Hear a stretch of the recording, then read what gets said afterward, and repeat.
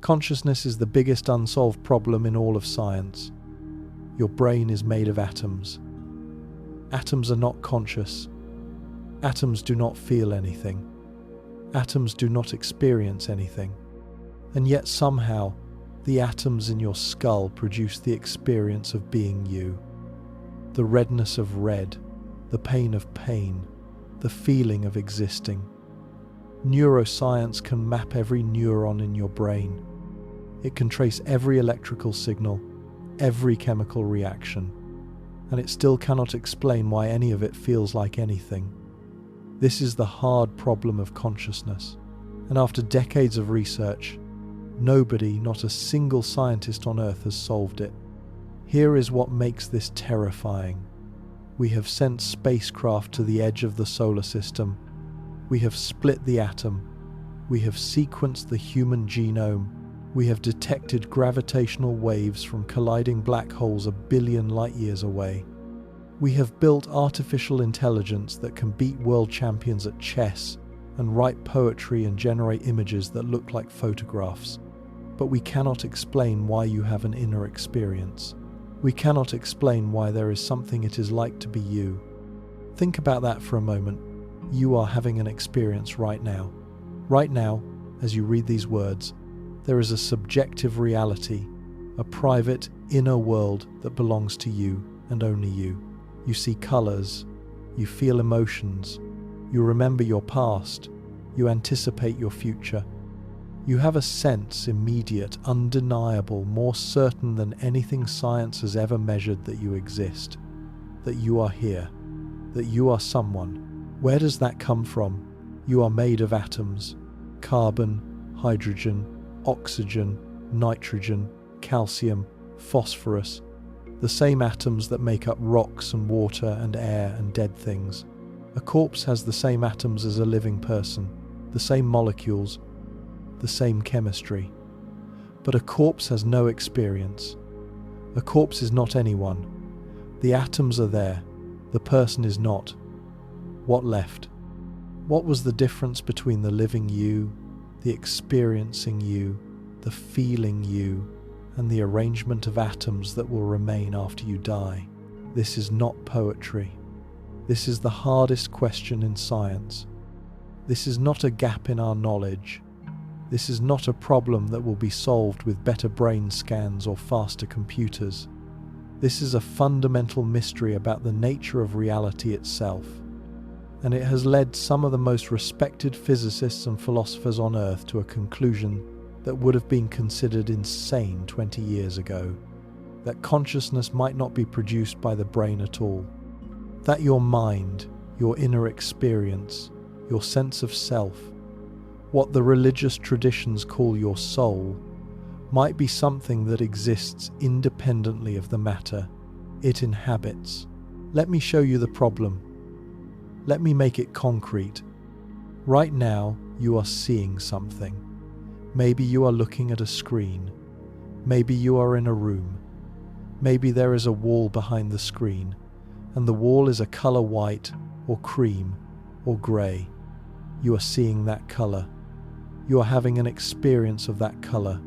There is something it is like for you to see white. Now, describe that experience. Not the wavelength of light that is physics, not the retinal cone activation that is biology, not the neural firing pattern in your visual cortex that is neuroscience. Describe the experience itself, the whiteness of white, the quality of the sensation, what it actually feels like to see white. You cannot. Not because you are inarticulate, because the experience itself, the raw quality of sensation, what philosophers call qualia, exists in a domain that physical description cannot reach. You can describe everything that happens in the brain when you see white. Every photon hitting your retina, every signal traveling along the optic nerve, every neuron firing in the visual cortex. You can describe the complete physical process from start to finish. And you will have said nothing, absolutely nothing, about why any of it produces an experience, about why the lights are on, about why there is somebody home. Think about pain. You touch a hot stove, the nociceptors in your skin fire. Electrical signals travel along nerve fibers at speeds up to 80 meters per second. The signals reach the spinal cord, cross the synapses, ascend the spinothalamic tract, arrive at the thalamus, and are relayed to the somatosensory cortex and the anterior cingulate cortex. Neuroscience can trace this entire pathway with exquisite precision. Every synapse, every neurotransmitter, every brain region involved. But where in this chain of electrochemical events does the pain happen? Not the signal, the pain. The raw, horrible, undeniable experience of Orch. Which neuron is the one that hurts? Which synapse is the one that suffers?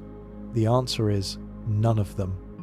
No individual neuron hurts. No synapse suffers. The pain is not in any of the parts. And yet the pain is absolutely, undeniably real. More real than anything science can measure. Because you feel it. You experience it. It is the most certain thing in your universe. How does electrochemistry become experience? How does a signal become suffering?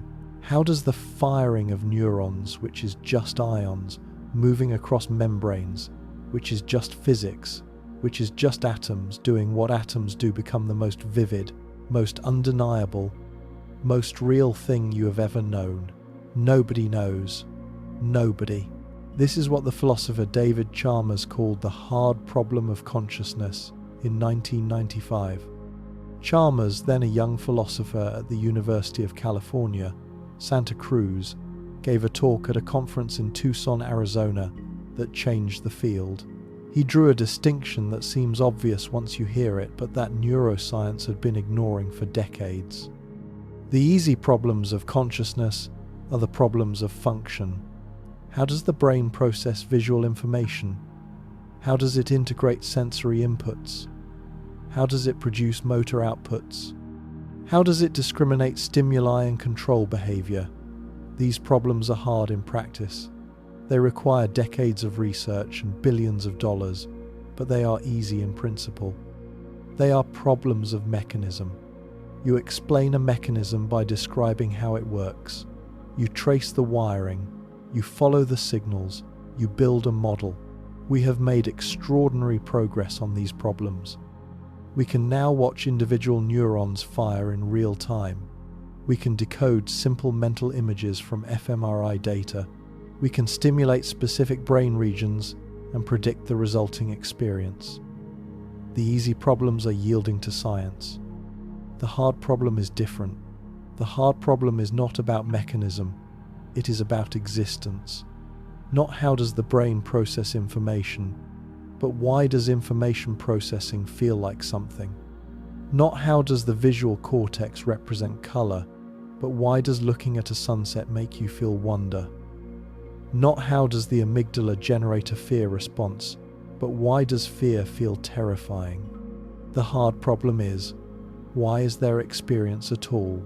Why does information processing in a 3-pound lump of wet tissue produce an inner world? Why does neural activity feel like something? A thermostat processes information about temperature. It discriminates stimuli. It produces outputs turning on the heat, turning off the heat. But a thermostat does not feel warm. It does not experience anything.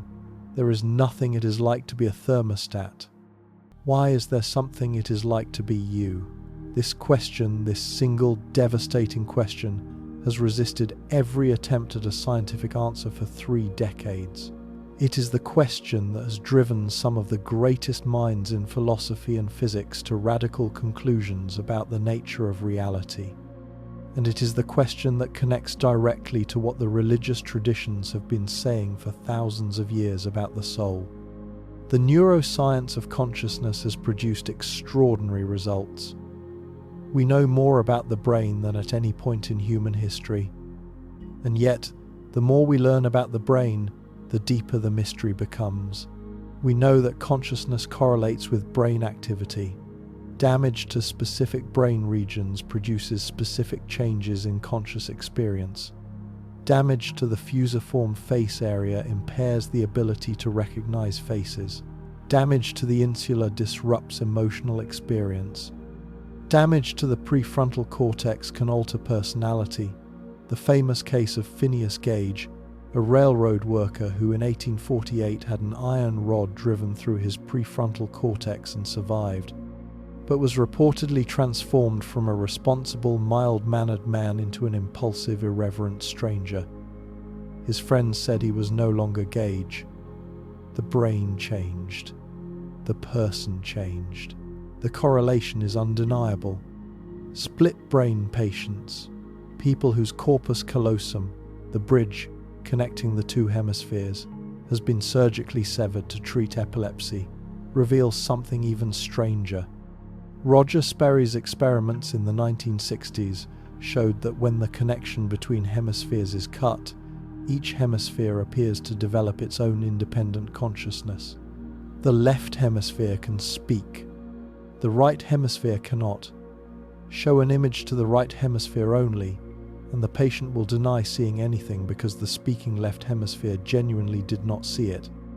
But the left hand, controlled by the right hemisphere, can draw what it saw. Two consciousnesses in one skull, two inner worlds in one brain. Anesthesia eliminates consciousness entirely. You are unconscious under general anesthesia in a way that is qualitatively different from sleep. There is no experience, no dreams, no sense of time passing, nothing. A 2-hour surgery feels like the blink of an eye. You go under, you wake up. The gap between contains no experience whatsoever. Where did you go during those 2 hours? What happened to the you that experiences? The atoms were still there. The neurons were still there. The brain was still there. But you were not. These correlations are real and important. They prove that consciousness and brain activity are intimately connected. But correlation is not explanation. The fact that consciousness correlates with brain activity does not tell you how brain activity produces consciousness. It tells you that the two go together, not how one creates the other. Consider a radio. When you turn the dial, the music changes. If you damage the radio, the music is distorted. If you destroy the radio, the music stops. Someone who had never encountered a radio before might conclude that the radio produces the music, that the music is generated inside the box, that the mechanism of the radio is the explanation for the music. But the radio does not produce the music. The radio receives the music. The music comes from elsewhere, from a radio station, transmitted through electromagnetic waves, and the radio is merely the device that converts those waves into audible sound. Damage the radio, and the music is distorted not because the music is broken, but because the receiver is broken. Destroy the radio, and the music stops not because the music has ceased to exist, but because you no longer have a device capable of receiving it. William James, the father of American psychology, a professor at Harvard, one of the most important thinkers of the 19th century, proposed this exact model in 1898. He called it the transmission theory of consciousness. The brain, James argued, does not produce consciousness. The brain transmits consciousness. It filters it, it shapes it. It channels a larger, pre-existing consciousness into the narrow bandwidth of human experience. When the brain dies, consciousness does not cease to exist. It is released from the filter. Like water released from a pipe, the water existed before the pipe and continues to exist after the pipe is destroyed. The pipe shaped the flow. It did not create the water. This idea, radical in 1898, dismissed by mainstream neuroscience for a century, is now being taken seriously again. Because the hard problem has made it clear that the producer model has no explanation for how matter creates experience, and the receiver model, whatever its other difficulties, does not need such an explanation. If consciousness is fundamental, if it exists independently of matter, then the brain does not need to create it. It only needs to interact with it. This is the radio analogy for consciousness. The brain might not produce consciousness. The brain might receive consciousness, or transmit it, or filter it. The correlations between brain activity and conscious experience, which neuroscience has documented exhaustively, are equally consistent with both models. The brain as producer model and the brain as receiver model make identical predictions about what happens when you damage or alter the brain. Both predict that brain damage will change conscious experience. Both predict that anesthesia will eliminate it. Both predict that specific brain regions will correlate with specific experiences. The difference is in what they claim about the fundamental nature of consciousness. The producer model says consciousness is generated by neural activity, that it is a product of matter, an emergent property of complex information processing. The receiver model says consciousness exists independently of the brain, that it is fundamental, not derived, and that the brain is an interface between consciousness and the physical world. Neuroscience cannot currently distinguish between these two models. It does not have the tools, it does not have the framework. It does not even have a theory of how physical processes could produce subjective experience. This is not a failure of neuroscience.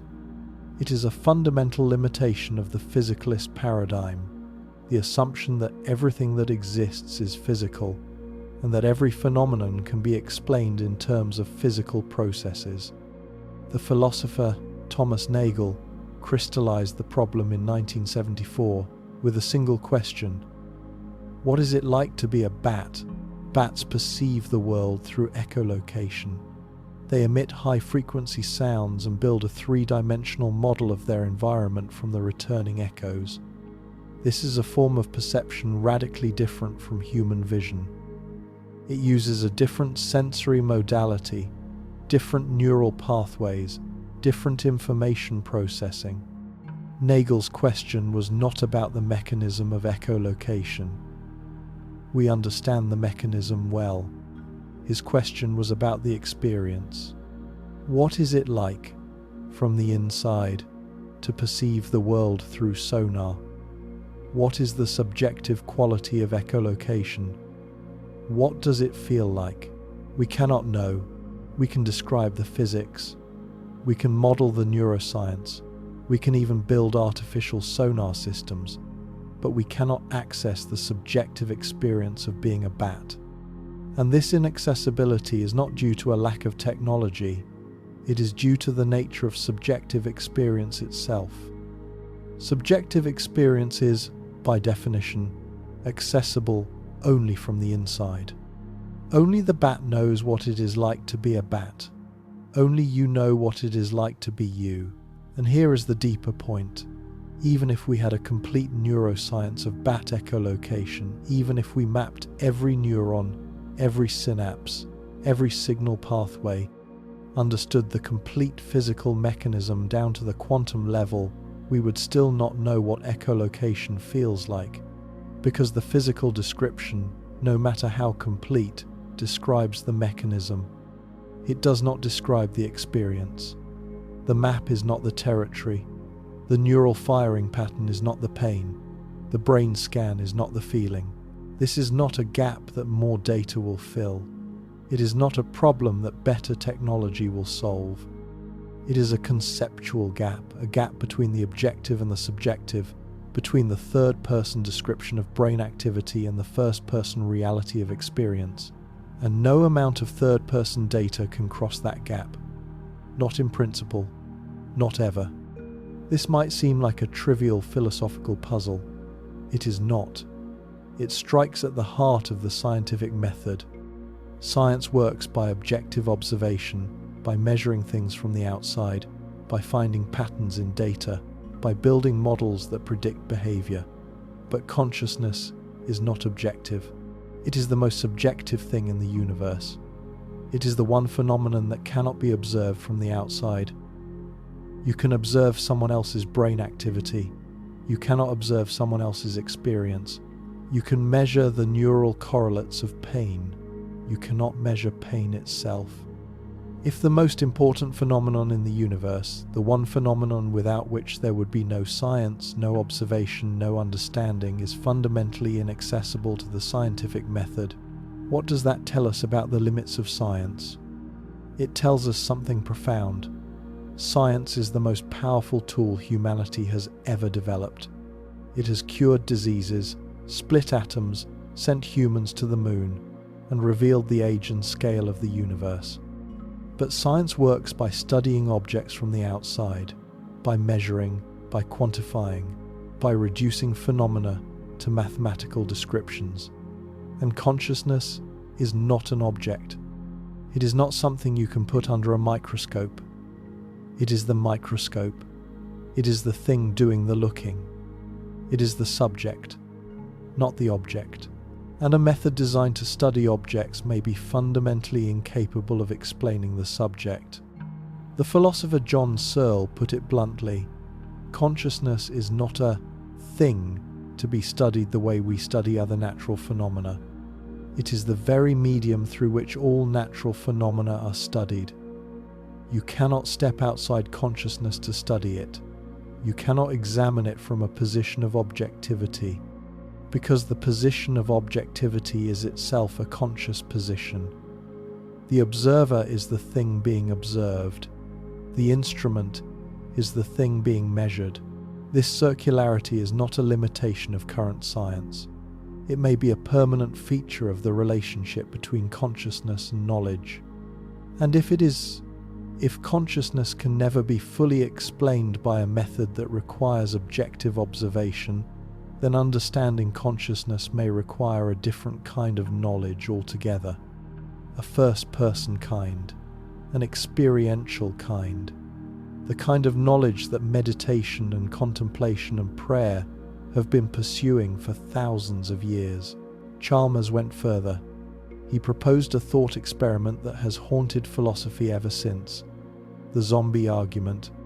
Imagine a being that is physically identical to you. Atom for atom, neuron for neuron, every physical property, every chemical reaction, every electrical signal identical. This being walks and talks and behaves exactly as you do. If you prick it, it says ouch. If you tell it a joke, it laughs. If you ask it about its feelings, it gives a detailed and convincing report. But it has no inner experience, no consciousness, no subjective awareness. The lights are off. Nobody is home. It is a philosophical zombie, a perfect physical copy, with no conscious experience. You might think this is absurd. You might think that something physically identical to you must be conscious. But why? What law of physics says that atoms arranged in a particular pattern must produce experience? Gravity says masses attract. Electromagnetism says charges interact. The strong force says quarks bind. No law of physics says, and when neurons fire in this pattern, there shall be experience. There is no experience law. There is no consciousness equation. There is no formula in physics that has subjective experience as an output. If there is no physical law that mandates consciousness, then a physical duplicate without consciousness violates no physical law. It is physically possible. And if it is physically possible, then consciousness is not a physical property. It is something else, something additional, something that the equations of physics do not capture. The physicist Sean Carroll, a prominent defender of physicalism, has acknowledged the force of this argument even while disagreeing with its conclusion. He admits that we currently have no physical theory that predicts or explains consciousness. No equation in physics has experience as a variable. Consciousness does not appear in quantum mechanics. It does not appear in general relativity. It does not appear in the standard model of particle physics. The most complete descriptions of reality that physics has ever produced make no mention of the one thing you know most certainly exists: your own experience. This is not a gap in physics. This might be a gap in physicalism, in the assumption that physics describes everything. Chalmers' argument: if a zombie is conceivable, if there is no logical contradiction in the idea of a physical duplicate without consciousness, then consciousness is not determined by physical properties. If you can imagine a universe physically identical to ours but devoid of experience, then experience is something over and above the physical, something that physical description alone cannot capture, something non-physical. This is a philosophical argument, not a scientific one. You cannot build a zombie. You cannot test whether zombies are possible. But the conceivability argument has proven remarkably difficult to refute. Physicalists have spent 3 decades trying, and no rebuttal has achieved consensus. The zombie argument remains, as Chalmers puts it, a thorn in the side of physicalism, and the implications are profound. If consciousness is not physical, if it cannot be fully explained by physical processes, then the materialist worldview that has dominated science for 300 years is incomplete. There is something in the universe that matter and energy cannot account for. Something that exists but is not physical. Something that the religious traditions have a name for. They call it the soul. Now, I want to be careful here. I am not saying that the hard problem of consciousness proves the existence of the soul. It does not. The hard problem is a scientific and philosophical problem, and it does not by itself establish any particular metaphysical conclusion. It is possible that consciousness will eventually be explained in purely physical terms, that some future theory will bridge the gap between neural activity and subjective experience in a way we cannot currently imagine. But notice what has happened. The most rigorous, most careful, most analytically precise philosophers and scientists working on consciousness, people like Chalmers, like Nagel, like Roger Penrose, like Christoph Koch, have been forced by the evidence to consider possibilities that would have been dismissed as mystical nonsense a generation ago. That consciousness might be fundamental, that it might not be produced by matter, that it might be a basic feature of reality itself, as fundamental as mass or charge or space-time. The neuroscientist Christoph Koch, former president of the Allen Institute for Brain Science, one of the most prominent neuroscientists in the world, spent 30 years trying to find the neural correlates of consciousness. He mapped brain activity with extraordinary precision. He identified specific regions involved in specific experiences, and at the end of 30 years of work, he admitted that he was no closer to explaining how neural activity produces experience than when he started. The correlations were precise. The explanation was absent. Koch eventually became an advocate for Panpsychism, the idea that consciousness is a fundamental feature of matter, present in some form in every particle in the universe. When the former president of one of the world's leading neuroscience institutes says that materialism cannot explain consciousness, something has shifted. When the most rigorous scientists in the field start using words like fundamental and irreducible to describe experience, words that echo what the mystics and theologians have been saying for millennia, something has changed in the landscape of human knowledge. The Quran says, "They ask you about the soul. Say, the soul is from the command of my Lord, and you have been given only a little knowledge." Surah Al-Isra, 17-85, written 14 centuries ago, addressed to a prophet who was asked the same question that Chalmers posed in 1995. What is consciousness? What is the soul? And the answer was, you do not have the knowledge to understand it. Not yet. Perhaps not ever with the tools you currently possess. In Hinduism, the Katha Upanishad describes the Atman, the self, the soul, as not born, does not die, was not produced from anything, is unborn, eternal, permanent. A conscious essence that is not created by the body, and is not destroyed when the body dies, not an emergent property of neural networks, a fundamental reality. In Buddhism, and this will surprise you, the concept of anatta, no self, seems to deny the soul entirely. The Buddha taught that there is no permanent, unchanging self. But this is more subtle than it appears. Buddhism does not deny consciousness. It denies that consciousness is a fixed, permanent entity. It describes consciousness as a stream, a continuously changing process, not a static thing. The question of whether this stream survives death is one of the deepest questions in Buddhist philosophy. We will explore what each tradition says about the soul in depth, but notice the convergence. The physicists say, consciousness cannot be explained by the brain. The philosophers say, subjective experience is not reducible to physical processes. The religious traditions say, of course it is not reducible to physical processes. It was never physical to begin with.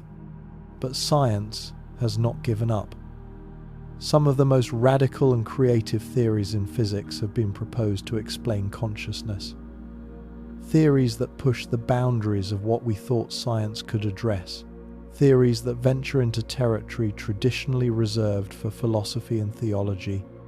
One of these theories comes from a Nobel Prize-winning physicist, a man who spent his career working on the most fundamental problems in mathematics and physics, a man who helped prove the singularity theorems of general relativity alongside Stephen Hawking, a man who, in his 80s, proposed that consciousness is not an accident of evolution but a fundamental feature of the universe, woven into the fabric of reality at the quantum level.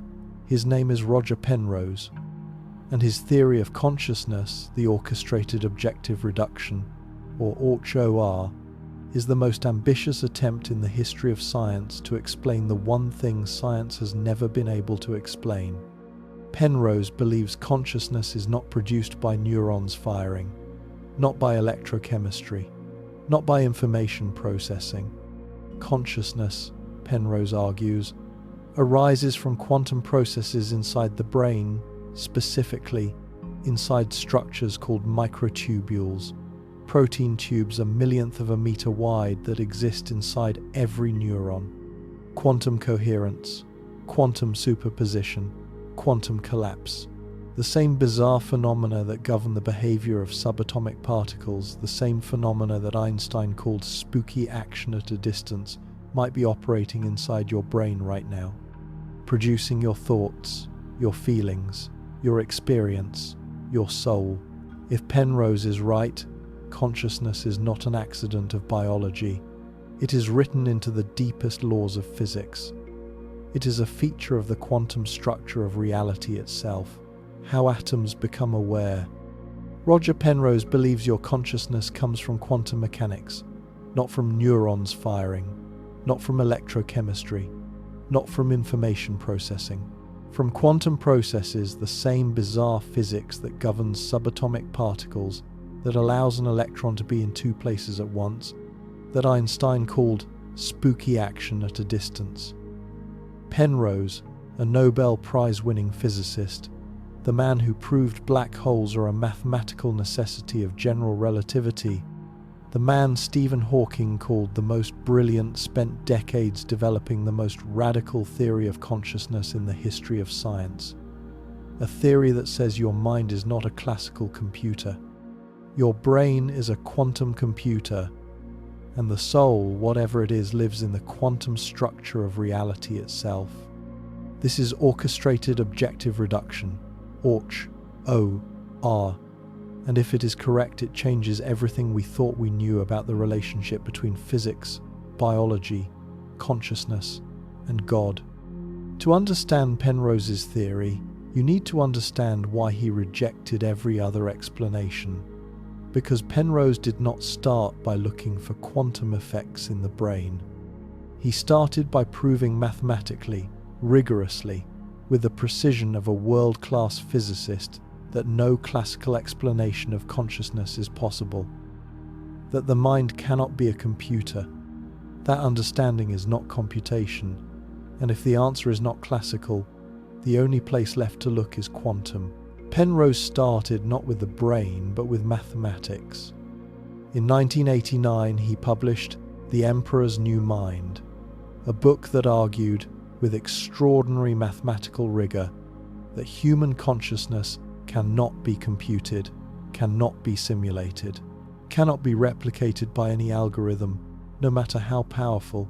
His argument was based on Kurt Gödel's incompleteness theorems, the most important results in the history of mathematical logic. In 1931, Gödel, a quiet, brilliant, deeply strange Austrian logician working in Vienna, proved something devastating.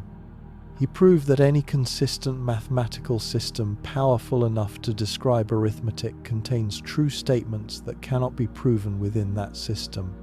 There are mathematical truths that are true but unprovable, truths that no algorithm can reach, truths that require something beyond computation to grasp.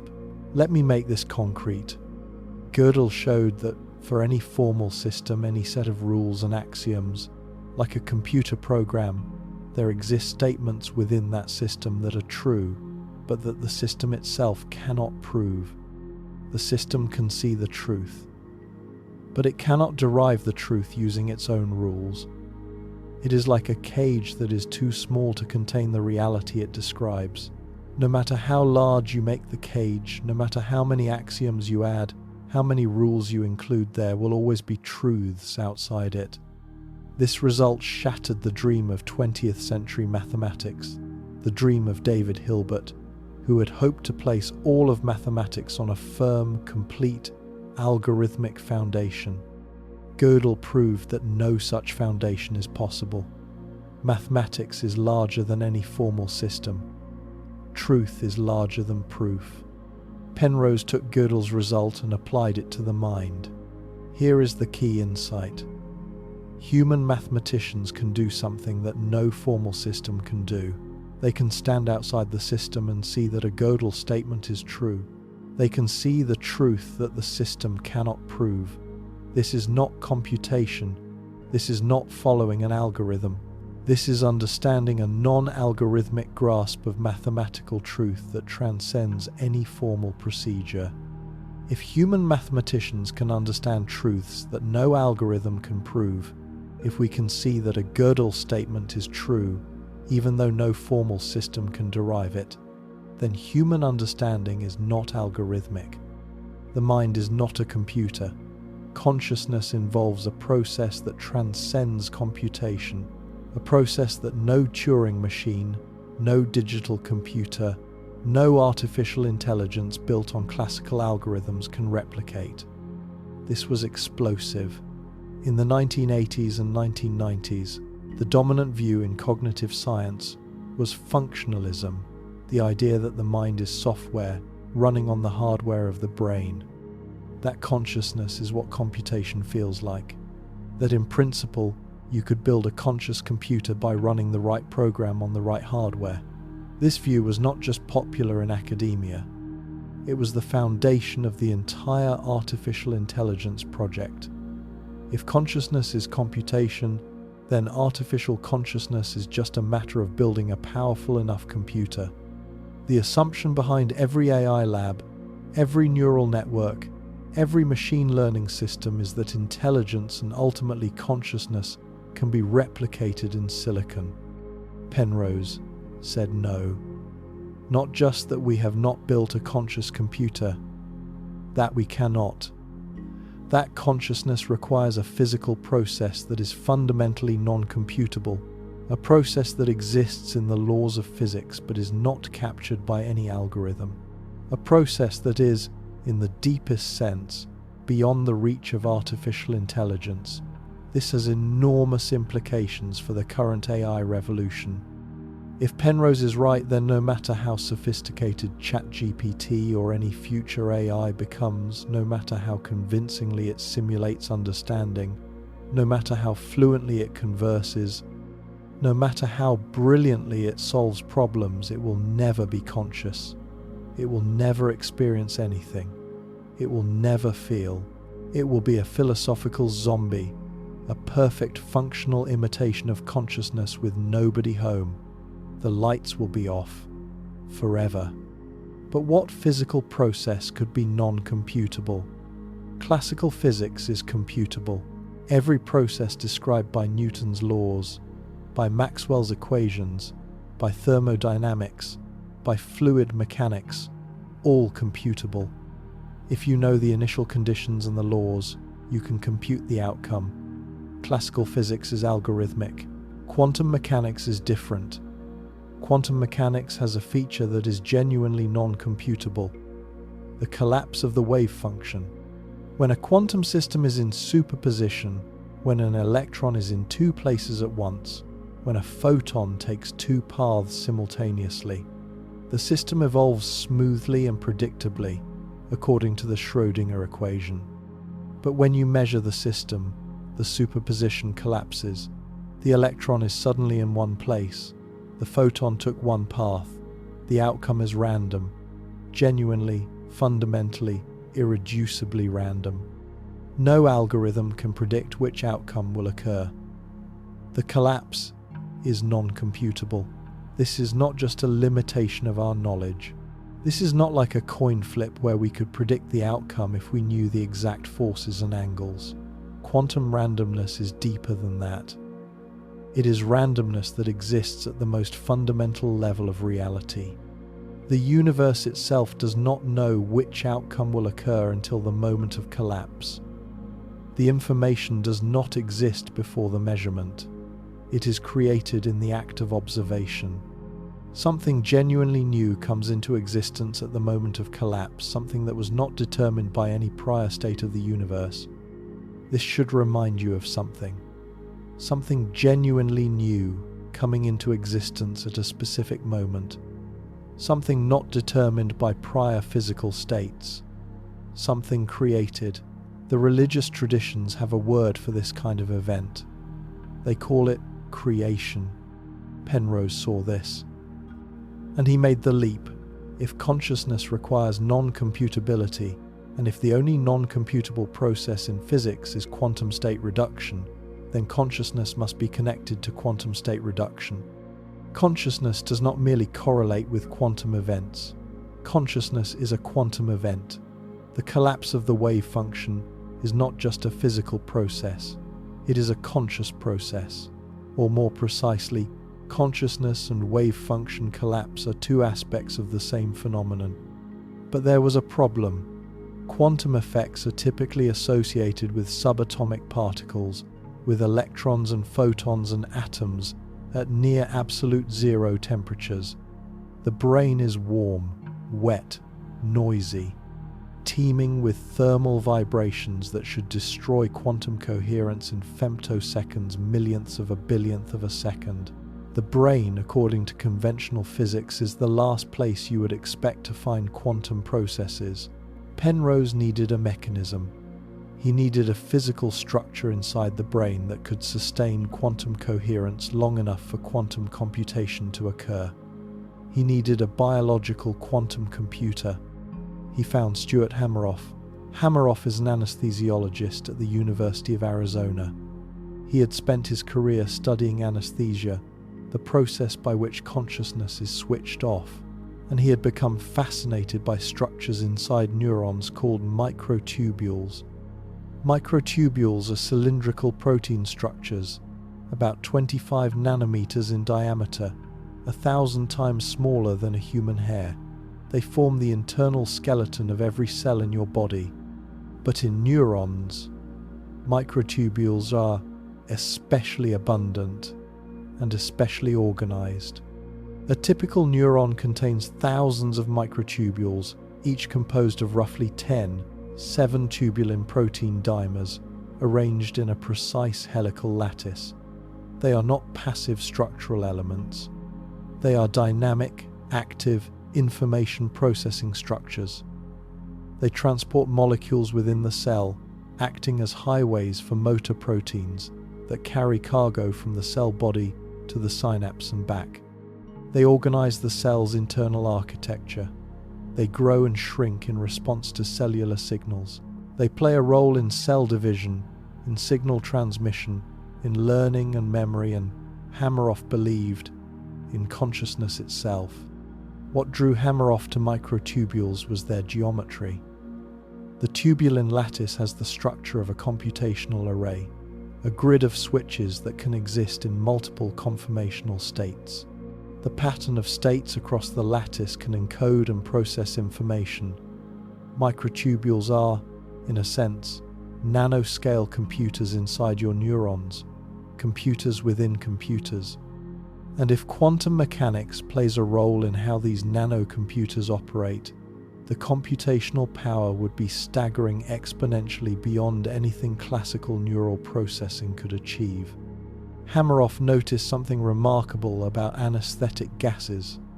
Anesthetic molecules, the chemicals that eliminate consciousness during surgery, bind to microtubules. Specifically, they bind to hydrophobic pockets within the tubulin proteins that make up microtubules. When anesthetic molecules occupy these pockets, consciousness disappears. When the anesthetic is removed, consciousness returns. This is one of the deepest mysteries in medicine. We have been using general anesthesia since 1846, when William Morton first demonstrated ether anesthesia at Massachusetts General Hospital, and we still do not fully understand how it works. We know what anesthetics do at the molecular level. We know where they bind. We know which receptors they affect. But we do not know why turning off certain molecular processes eliminates consciousness. We do not know which specific process is the one that matters, the one that makes you you. Hameroff's insight was that anesthetics do not work primarily by blocking neural signaling. Many neural processes continue under anesthesia. They work by disrupting something inside neurons, something at the molecular level, something in the microtubules. If consciousness can be switched off by molecules binding to specific sites on microtubules, then microtubules are involved in consciousness, not just correlated with it, causally involved. The on-off switch for consciousness is located, at least in part, inside microtubules. This is a clue, a profound clue, and it is a clue that most neuroscientists have overlooked because they were looking at synapses and neural circuits, while the answer might have been inside the neurons themselves at a scale 1,000 times smaller. Hameroff proposed that microtubules are biological quantum computers, that the tubulin proteins within microtubules can exist in quantum superposition like Schrödinger's cat, simultaneously in two states at once. That quantum coherence can be maintained within the hydrophobic pockets of tubulin, shielded from the thermal noise of the cell by the structure of the protein itself. And that quantum computation within microtubules is the physical basis of consciousness. In 1996, Penrose and Hameroff published their theory together. Orchestrated objective reduction, Orch-OR. The orchestrated refers to the microtubules orchestrating quantum coherence, not random quantum noise, but organized, structured quantum computation guided by the biological architecture of the neuron. The objective reduction refers to Penrose's proposal that wave function collapse is not caused by measurement, as the Copenhagen interpretation claims, but is an objective, physical process caused by the instability of quantum superpositions involving different configurations of space-time geometry. This last point is crucial. In standard quantum mechanics, nobody agrees on what causes the wave function to collapse. The Copenhagen interpretation says measurement. The many worlds interpretation says it never collapses. All outcomes happen in parallel universes. The decoherence model says interaction with the environment gradually destroys superposition.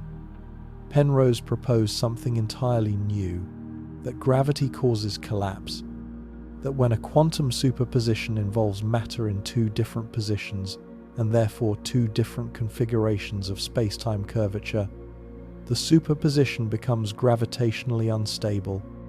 It cannot be sustained. it collapses. And this collapse is not just a physical event, it is, Penrose argues, a moment of proto-consciousness, a moment where the universe chooses, where possibility becomes actuality, where the indefinite becomes definite.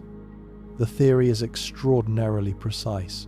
It makes specific predictions about the timescales involved, the duration of a single conscious moment, the number of tubulins required to reach the gravitational threshold, the frequency of collapse events, and the relationship between quantum processes and neural activity. It predicts that conscious moments should occur at approximately 40 Hz. It predicts that anesthetics should work by disrupting quantum coherence in microtubules. It predicts that consciousness should be related to the mass and gravitational self-energy of quantum superpositions in neural tissue.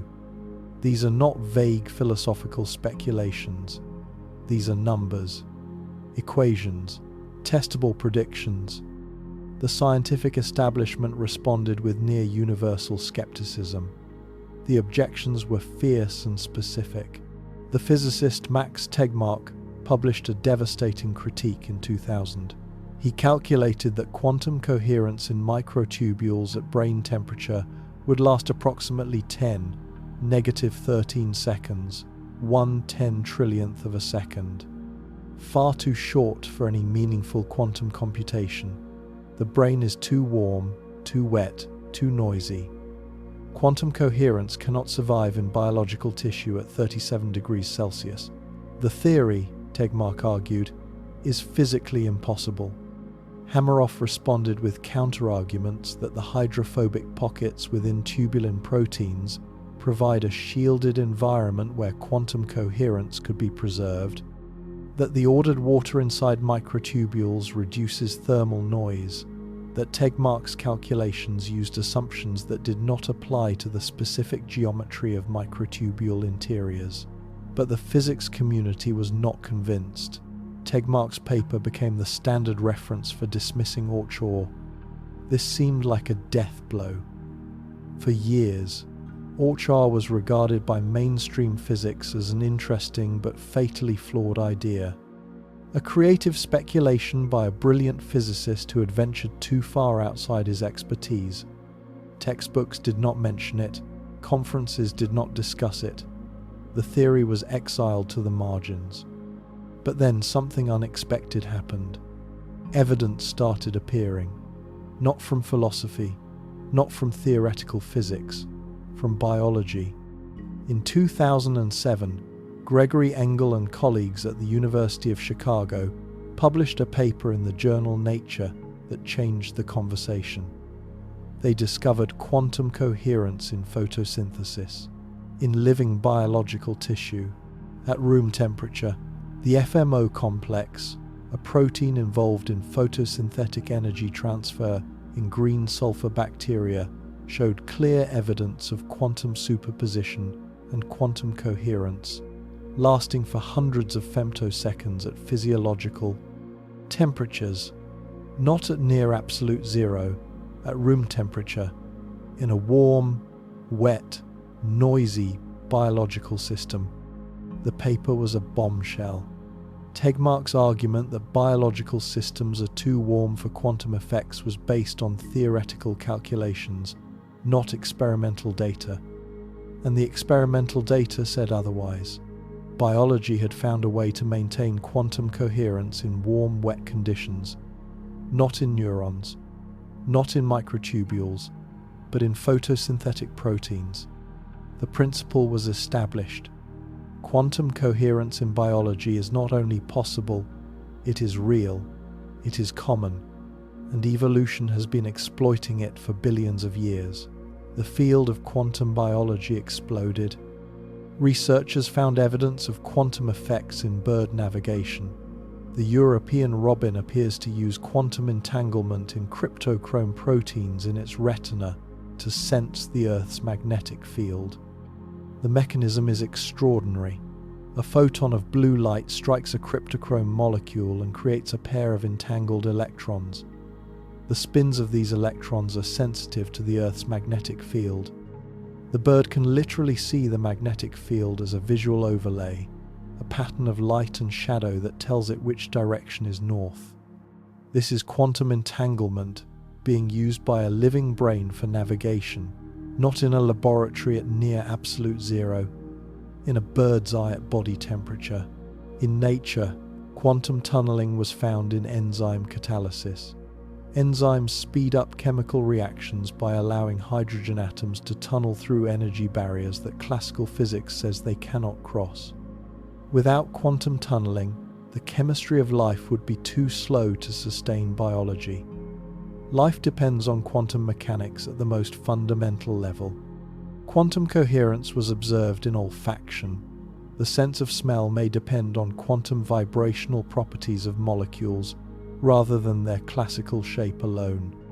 Luca Turin proposed that the nose works like a quantum spectrometer, detecting the vibrational frequency of molecules through a process of inelastic electron tunneling. Two molecules with identical shapes but different vibrational frequencies smell different.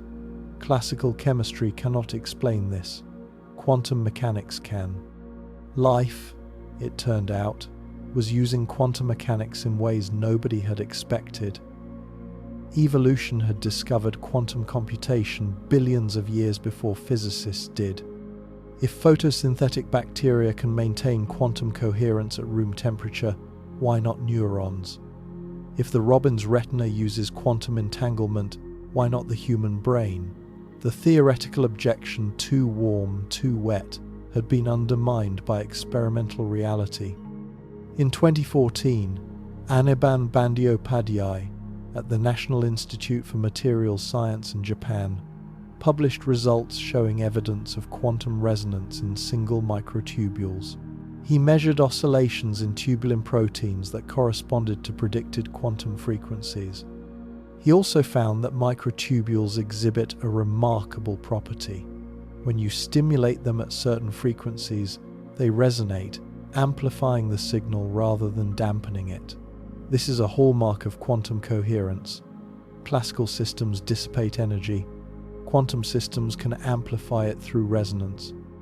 More recently, in 2022, researchers at Trinity College Dublin published a study using a technique called delayed luminescence to probe quantum processes in the brain. They found signals consistent with quantum coherence in neural tissue. The results were preliminary, not definitive proof of quantum consciousness, but they added to a growing body of evidence that the brain may be doing something quantum. The results were controversial, contested by some, celebrated by others, but the momentum had shifted. The question was no longer, is quantum biology real? The question was, how deep does it go? And if quantum processes operate in photosynthetic bacteria, in bird eyes, in enzymes, in olfactory receptors, why not in the most complex biological structure in the known universe? Why not in the human brain? Let me tell you what Orch-OR actually claims happens in your brain. You have approximately 86 billion neurons. Each neuron contains hundreds to thousands of microtubules. Each microtubule contains thousands of tubulin proteins. The total number of tubulins in your brain is on the order of 10, 18 a billion. Each tubulin can exist in a quantum superposition of two conformational states, like a switch that is simultaneously on and off. According to Orch-OR, quantum superpositions develop among tubulins within microtubules. These superpositions are orchestrated, organized and maintained by the biological structure of the microtubule, by cellular processes, and by synaptic inputs. The superpositions grow and evolve, performing quantum computation, processing information in ways that classical computation cannot. When the superposition reaches a critical threshold, a threshold determined by quantum gravity, by the curvature of space-time itself, it undergoes objective reduction. It collapses, not because anyone measured it, because the superposition became gravitationally unstable. The collapse is a moment of protoconsciousness. a moment of experience, a quantum event that is simultaneously a physical event and a conscious event. Each collapse is a single conscious moment, what Hameroff calls a bing of experience. These bings occur roughly 40 times per second, corresponding to the 40 Hz gamma wave oscillations that are associated with conscious awareness in EEG studies. This is not a coincidence. The 40 Hz gamma rhythm has been studied for decades. It appears when you are consciously aware. It disappears under anesthesia. It diminishes in deep sleep. It correlates more strongly with consciousness than any other neural signal. And Orch-OR predicts it not as a neural signal, but as the frequency of quantum collapse events in microtubules. Each bing is a moment of awareness. The stream of consciousness, your continuous flowing experience of being you, is a rapid sequence of these quantum collapse events, 40 per second, a flickering movie of conscious moments, too fast for you to perceive the gaps. Just as a film at 24 frames per second appears as continuous motion, your consciousness at 40 frames per second appears as a continuous stream of experience, but it is not continuous. It is discrete, moment by moment, quantum event by quantum event, creation by creation. This matches something extraordinary in Buddhist psychology. The Abhidhamma, the Buddhist system of phenomenological psychology, developed 2,500 years ago, describes consciousness as a series of discrete moments called sittas. Each sitta is a single moment of awareness. They arise and pass away in rapid succession, creating the illusion of continuity. The Abhidhamma scholars estimated the frequency of these conscious moments to be extraordinarily fast, faster than any biological process they could observe. Hameroff's bings at 40 Hz are a strikingly similar description, arrived at through quantum physics rather than meditation. This is extraordinary. If Orch-OR is correct, then each moment of your experience is a quantum gravitational event. Each thought, each feeling, each perception is a collapse of quantum superposition governed by the geometry of space-time itself. Consciousness is not an accident of biology. It is woven into the fabric of the universe, into the deepest level of physical reality, into the structure of space-time. There is a remarkable parallel here with what the Quran says about consciousness and creation. The Arabic word khalq, creation, is used in the Quran in the present continuous tense. God does not create once and step back. God creates continuously. Every moment is a new act of creation. Kun fayakun, be, and it is not a past event. It is an ongoing process, moment by moment. If Orch-OR is correct, each quantum collapse in your brain is a moment of new creation, a moment where possibility becomes reality, a moment where the wave function of your neurons resolves into a specific, actual experience state. 40 times per second, the universe creates your conscious experience anew. But is Orch-OR correct? The honest answer is, we do not know. The theory remains controversial. Many neuroscientists reject it. Many physicists are skeptical. The evidence for quantum coherence in microtubules is suggestive but not conclusive. The quantum biology revolution has shown that quantum effects in living systems are possible, even common, but has not yet demonstrated that quantum effects in microtubules produce consciousness. The criticisms are serious.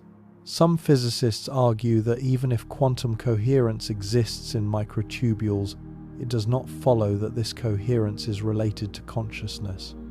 Quantum coherence exists in many systems, in lasers, in superconductors, in Bose-Einstein condensates, and none of these systems are conscious.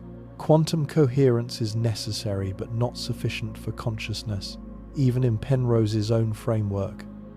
Others argue that Penrose's interpretation of Gödel's theorems is flawed, that human mathematical understanding might be algorithmic after all, that the incompleteness theorems do not prove what Penrose claims they prove.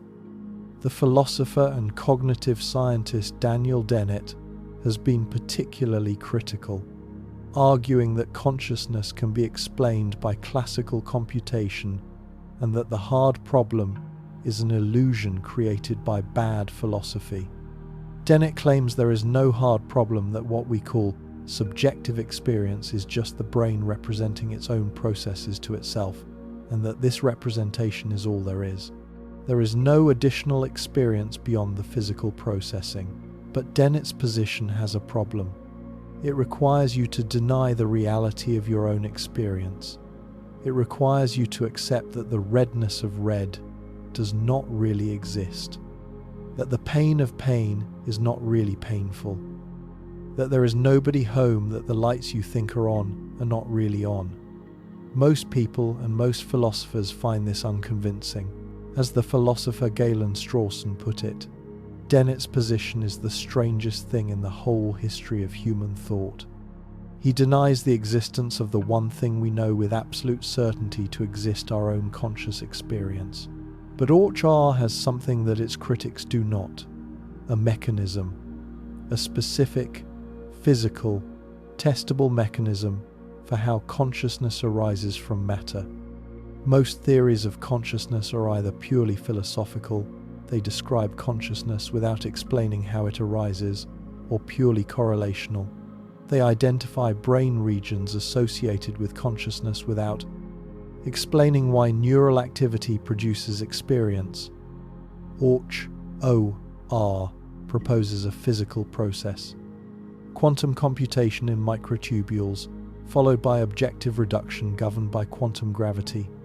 This is a theory that makes predictions, that can be tested, that can be falsified. And here is what is most striking about Orch-OR.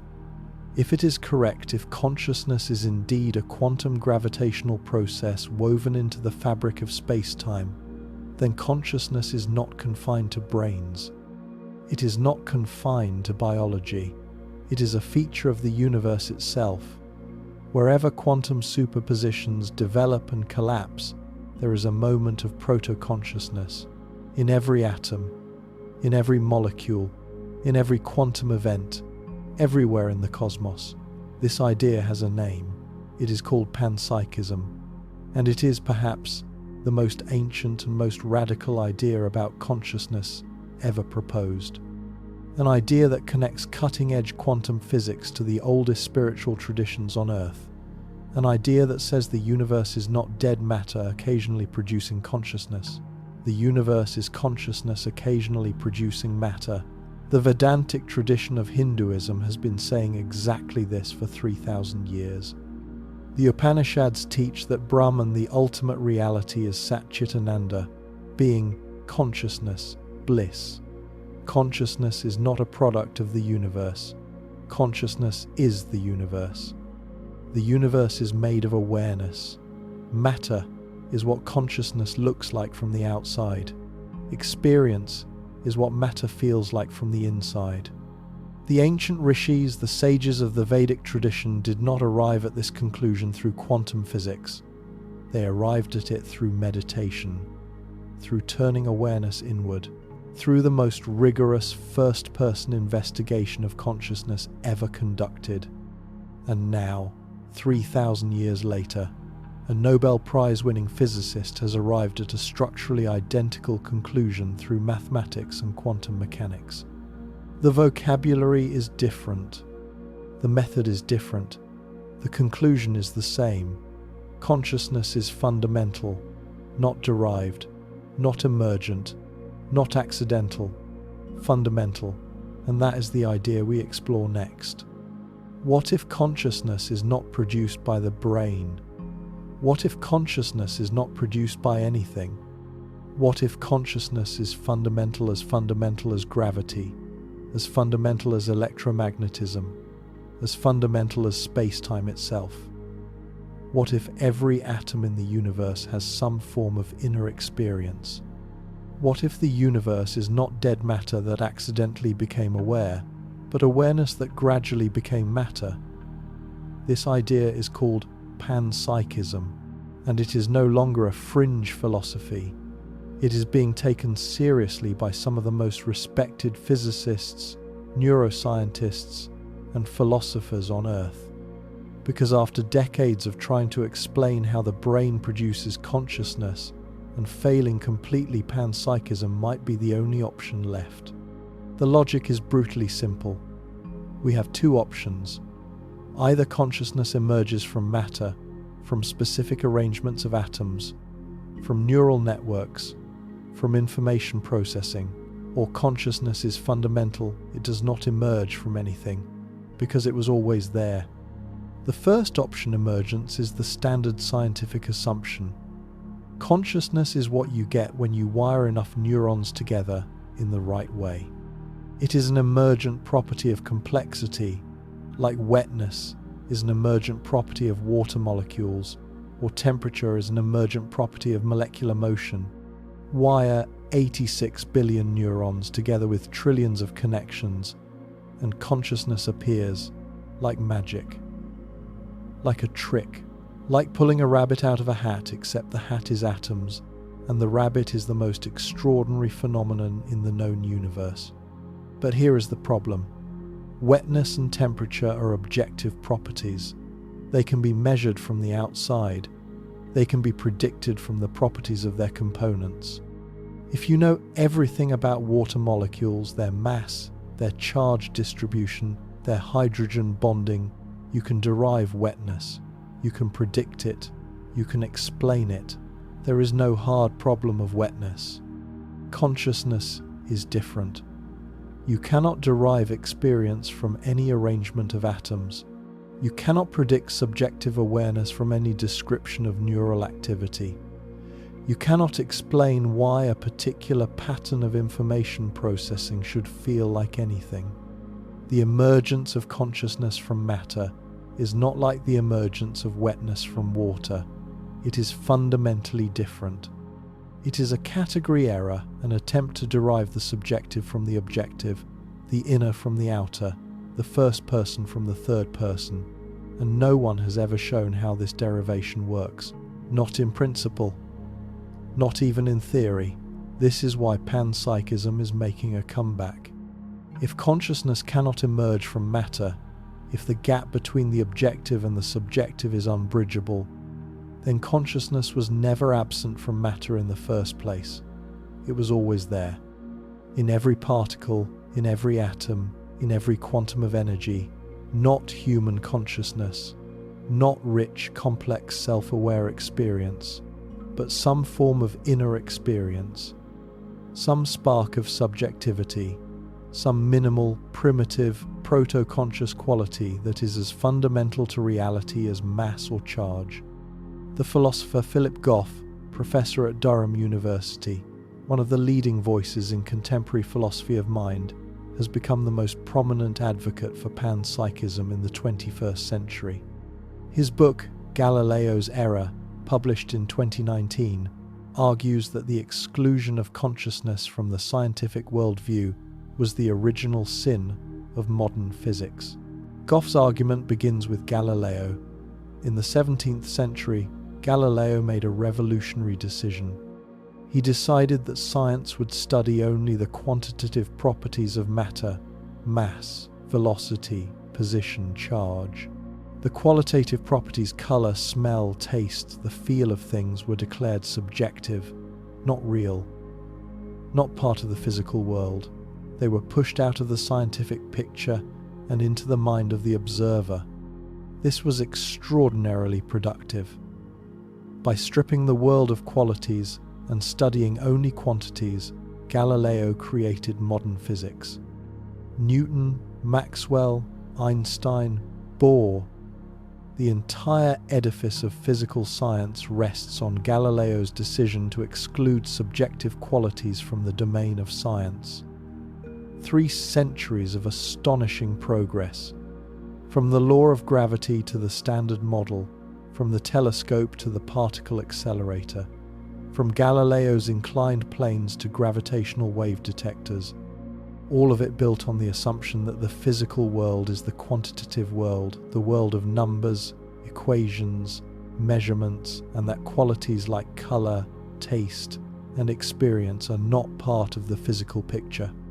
But there was a cost, a hidden cost that only became visible when science turned its attention to the one phenomenon it had excluded from the beginning.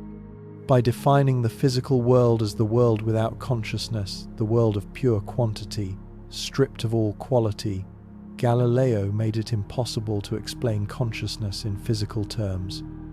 Not just difficult, logically impossible.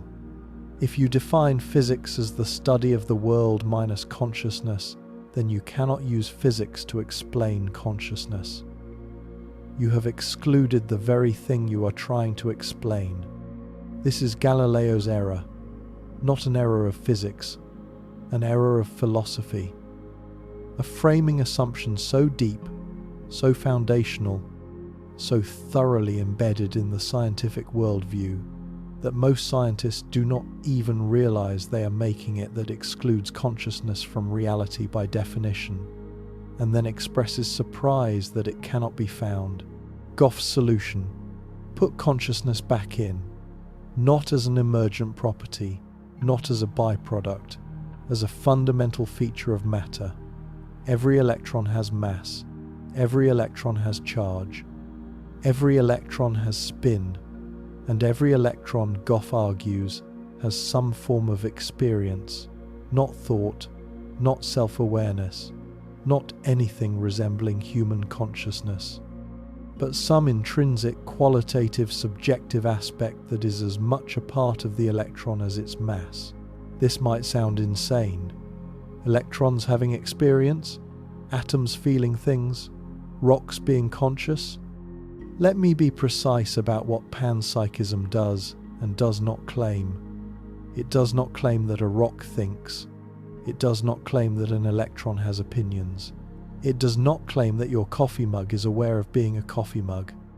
It claims something much more minimal and much more radical, that the fundamental constituents of matter have some intrinsic qualitative nature, some inner aspect that is the precursor to what, in complex systems like brains, becomes rich conscious experience.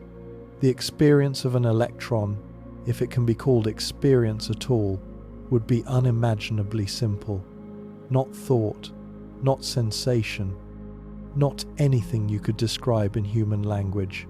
Just something, some flicker, some quality, some insideness that is not captured by the equations that describe the electron's behavior from the outside. Think of it this way: you are made of atoms. You are conscious. At some point between a single atom and the 28 atoms that make up your body, consciousness appeared. When? Where? If a single atom has zero consciousness and your body has rich consciousness, then at some point, some specific level of complexity consciousness emerged from nothing, from absolute zero to full awareness. This is the emergence miracle, and nobody can explain how it happens. Panpsychism dissolves this miracle. There is no magic threshold, no moment where dead matter becomes alive with experience. Instead, there is a continuum. Simple experience in simple systems. Complex experience in complex systems. The transition is gradual, not miraculous. Continuous, not discontinuous. Natural, not supernatural. But consider the alternative. The alternative is that consciousness magically appears when you arrange atoms in the right way. That dead, experienceless matter with no inner life, no subjectivity, no quality of any kind, suddenly produces the richest, most vivid, most undeniable phenomenon in the universe when you wire it into a neural network. This is not an explanation. This is a miracle. It is matter performing magic. It is the emergence of something from nothing, of experience, from the experienceless, of the subjective, from the purely objective. At least Panpsychism avoids this miracle. If experience is already present in matter, if it is a fundamental property like mass, then the evolution of consciousness is not the emergence of something from nothing. It is the complexification of something that was always there. Simple forms of experience in simple systems, becoming complex forms of experience in complex systems.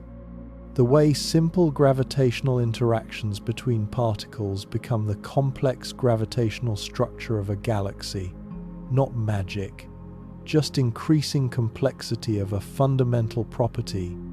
The philosopher Bertrand Russell, one of the greatest logicians of the 20th century, anticipated this argument in 1927. In The Analysis of Matter, Russell pointed out something remarkable about physics. Physics describes matter entirely in terms of its relational properties, how it interacts with other matter. Mass is defined by gravitational interaction. Charge is defined by electromagnetic interaction. Spin is defined by magnetic behavior. Physics tells you what matter does. It does not tell you what matter is. But matter must be something. It must have an intrinsic nature, a nature that is not defined by its relations to other things. What is an electron when it is not interacting with anything? What is it in itself? Physics cannot answer this question. Physics describes structure and relation. It does not describe substance and essence. Russell argued that consciousness might be this intrinsic nature, that the stuff of matter, the thing that has mass and charge and spin, is experience. Physics describes the outside of matter, how it behaves, how it relates, how it interacts. Consciousness is the inside, what matter is in itself, independently of its relations.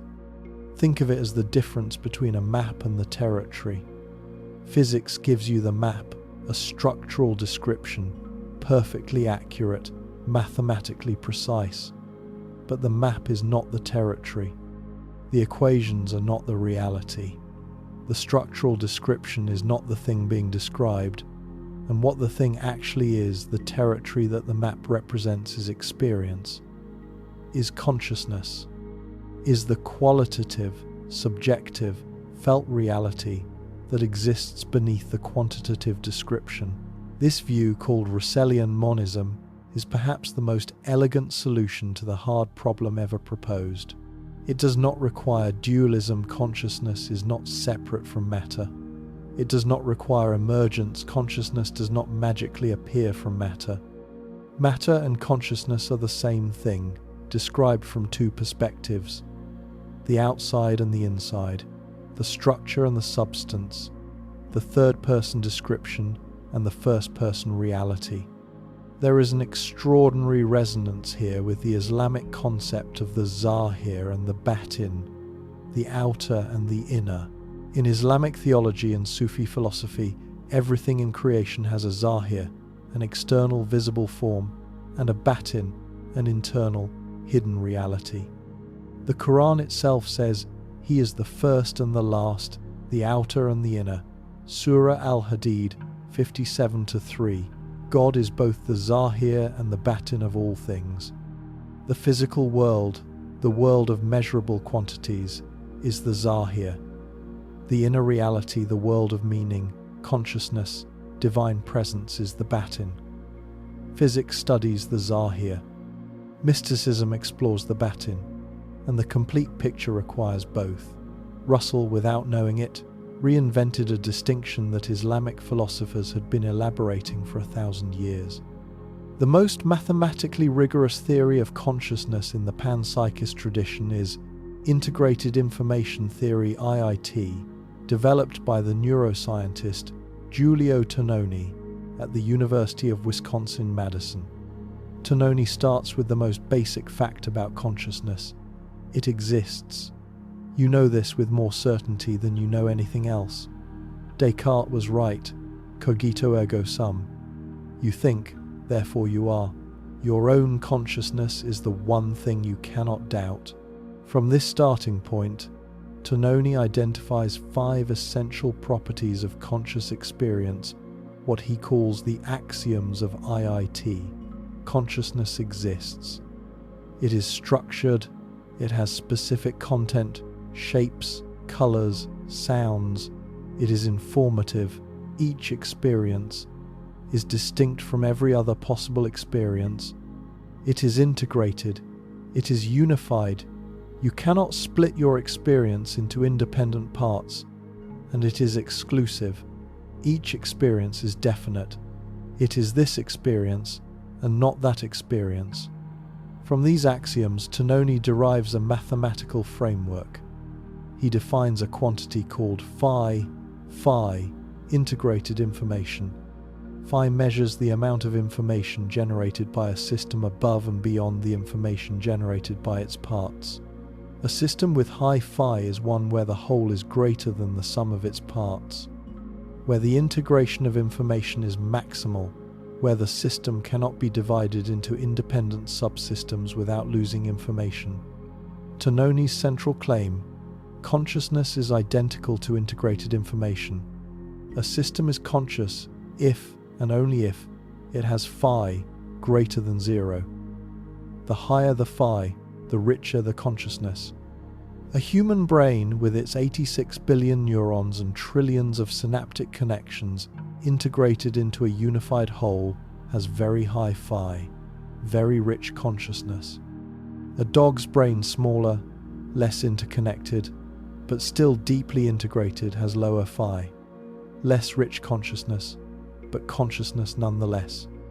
A digital computer, even a supercomputer with trillions of transistors, has surprisingly low phi. Why? Because a computer's architecture is modular, not integrated. You can split a computer's processor into independent units without losing information. The parts operate independently. The whole is not greater than the sum of the parts.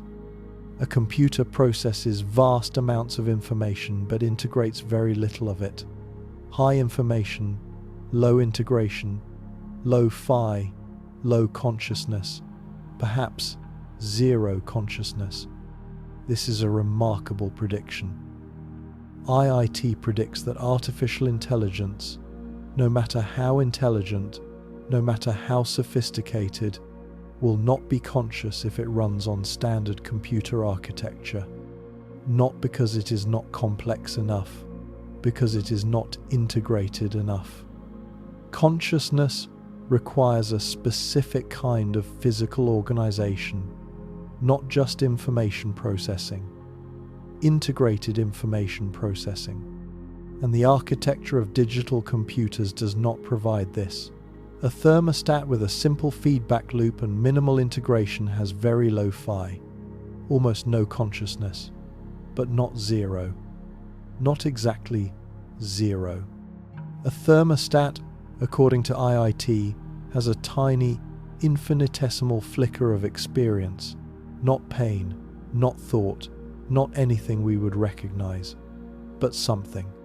Some spark of subjectivity so primitive, so minimal, so far below the threshold of anything we would call awareness, that it is, for all practical purposes, nothing, but not nothing, something.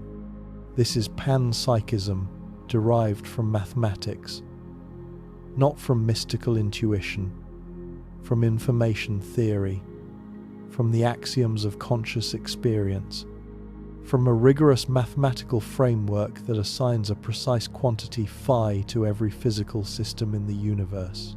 And the implications are staggering. If IIT is correct, then consciousness is everywhere, in every atom, in every molecule, in every crystal, every star, every galaxy. The universe is not a vast emptiness punctuated by rare islands of consciousness. The universe is a vast ocean of consciousness, mostly shallow, mostly primitive, mostly below the threshold of anything we would recognize, but conscious nonetheless, everywhere, always. From the Big Bang to the heat death, consciousness is not an accident. It is the fabric. But Panpsychism has a serious problem. It is called the combination problem, and it is, in some ways, as difficult as the hard problem it was designed to solve. If every atom has some form of proto-consciousness, how do the proto-consciousnesses of individual atoms combine to form the unified consciousness of a human brain? Your brain contains 28 atoms. Each atom, according to Panpsychism, has some spark of experience. But your consciousness is not 28 separate experiences. It is one experience. One unified, integrated, seamless stream of awareness. How do billions of tiny sparks merge into a single flame? This is not trivial. In physics, combining properties is usually straightforward. The mass of a system is the sum of the masses of its parts. The charge of a system is the sum of the charges of its parts. But consciousness does not seem to work this way. Your experience is not the sum of the experiences of your atoms. It is qualitatively different, unified, structured, coherent, in a way that the parts are not. Think about a symphony orchestra. Each musician produces sound, but the symphony, the unified musical experience of hearing Beethoven's Ninth, is not the sum of 80 individual sounds. It is something that emerges from the relationship between the sounds, from the harmony, from the integration. Take the orchestra apart, play each instrument in a separate room, and you have 80 sounds, but no symphony. The symphony exists only in the integration. The whole is not just more than the sum of the parts. It is different in kind from the parts. Consciousness may work the same way. The experience of seeing a sunset is not the sum of the experiences of your visual neurons. It is something that exists only in the integration of those neurons, in the way they connect, in the way information flows between them, in the unity of the system. Destroy the integration, sever the connections, as in split brain surgery, and the unified consciousness fractures into two separate experiences. The symphony becomes two chamber ensembles playing different pieces. William James identified this problem in 1890, over a century before the current revival of Panpsychism. He called it the combination problem and considered it fatal. Take 100 of them feelings, shuffle them and pack them as close together as you can. Each remains the same old private self as it was. Individual experiences do not merge just by being close together. Something more is needed. Some principle of combination, some mechanism by which individual sparks of consciousness fuse into a unified whole. Tononi's IIT provides a potential answer. Integration. It is not spatial proximity that combines consciousness. It is informational integration. When individual elements are connected in a way that generates integrated information, when the whole produces more information than the sum of its parts, the individual proto-consciousnesses merge into a unified consciousness. The mechanism of combination is phi. High phi means high integration, means unified consciousness. Orch-OR provides a different answer. Quantum coherence. When individual tubulins enter a state of quantum superposition, when they become entangled, correlated, coherent, their individual proto-consciousnesses merge into a single quantum state. The combination happens at the quantum level, not through classical aggregation but through quantum entanglement. The individual sparks do not add up. They superpose. They become one. Both answers are speculative. Neither is proven. The combination problem remains open, but the fact that two independent theories, one from information theory, one from quantum physics, converge on similar answers is suggestive. Integration, coherence, unity, arising from connection. The parts becoming a whole not by adding up but by becoming entangled. There is one more line of evidence that I want to address before we turn to what the religious traditions say about the soul. It is the most controversial, the most disputed, and potentially the most important evidence bearing on the question of whether consciousness survives the death of the brain. Near-death experiences. Approximately 10 20% of people who survive cardiac arrest report some form of near-death experience. These experiences share a remarkably consistent structure across cultures, ages, and religious backgrounds.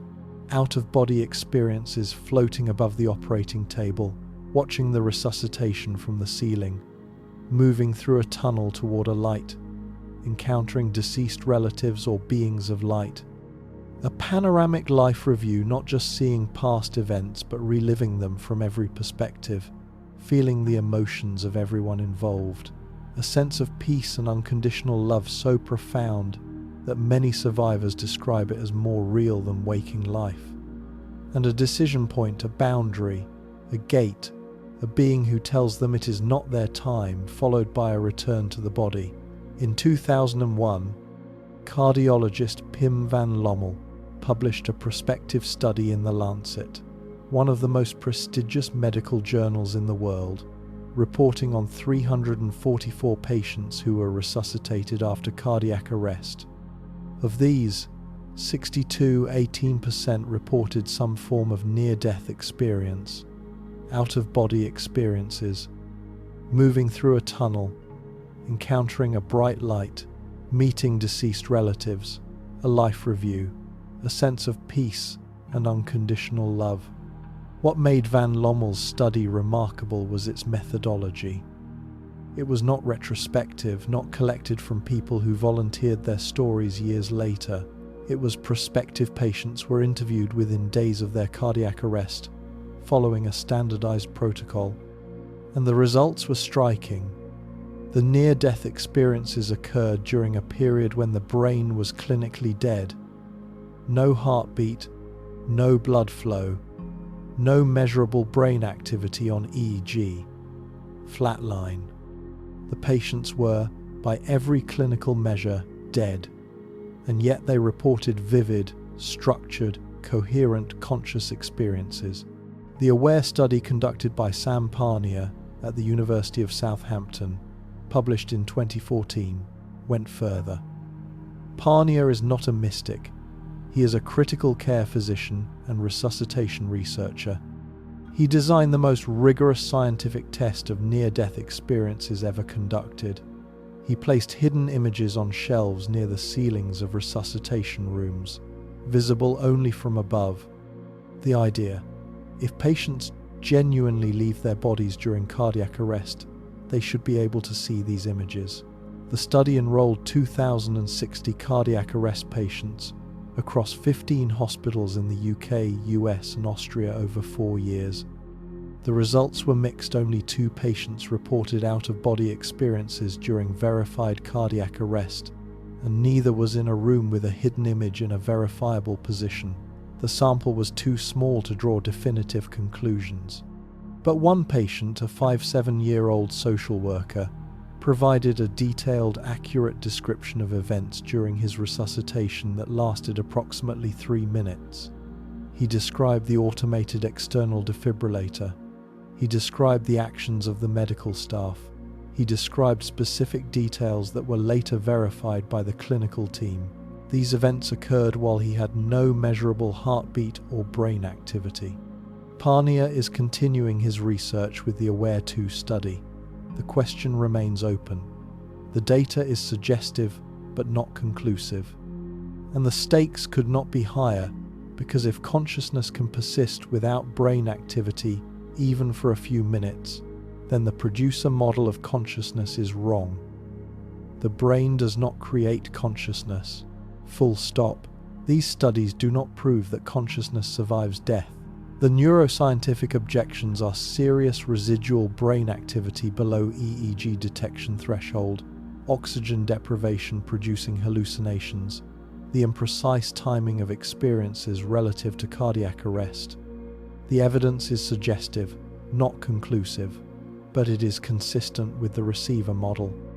If the brain does not produce consciousness but receives it, if consciousness exists independently of the brain, then the persistence of experience during clinical death is not mysterious. The receiver is damaged. The signal continues. The radio is broken. The music plays on. And if the receiver model is correct, then death is not the end of consciousness.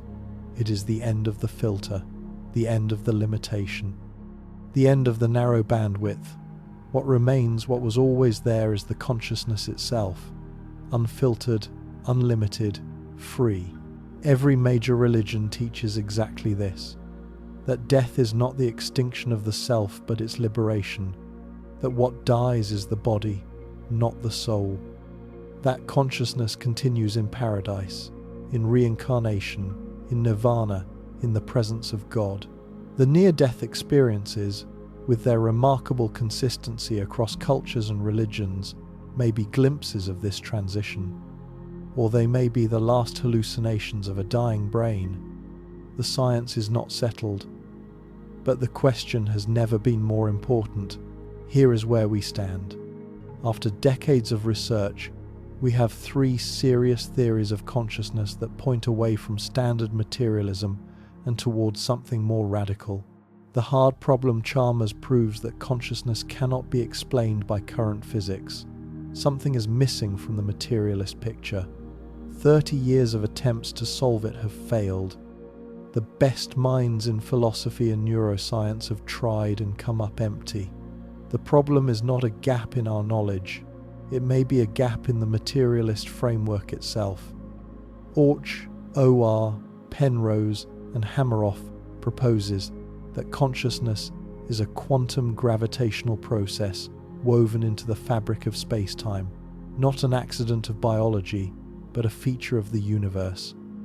Controversial, yes, but supported by a growing body of evidence from quantum biology, and the only theory that provides a specific physical mechanism for how matter becomes aware. Tononi proposes that consciousness is integrated information, present in some form in every physical system, and that the universe is an ocean of experience. Mathematically rigorous, empirically testable, and converging with Panpsychism, the oldest philosophical tradition on consciousness. Panpsychism, Goff, Russell, and a growing number of physicists and philosophers proposes that consciousness is fundamental, not produced by matter, not emerging from complexity, fundamental, as basic as gravity, as basic as space-time, present in every particle, every atom, every quantum of energy in the universe. All 3, all 4, if you count Panpsychism separately, point in the same direction. Consciousness is not produced by the brain. Consciousness is fundamental. It is a basic feature of reality. The brain does not create consciousness. It shapes consciousness. It filters it. It focuses it. It channels a vast pre-existing awareness into the narrow bandwidth of human experience. But the consciousness itself, the raw awareness, the light of experience, the inner illumination that makes you you, comes from somewhere deeper, somewhere more fundamental, somewhere that physics is only now beginning to explore, and that philosophy has only recently begun to take seriously again. The religious traditions have a word for that somewhere. They call it God. They call it Brahman. They call it the Tao. They call it Al-Haq, the real.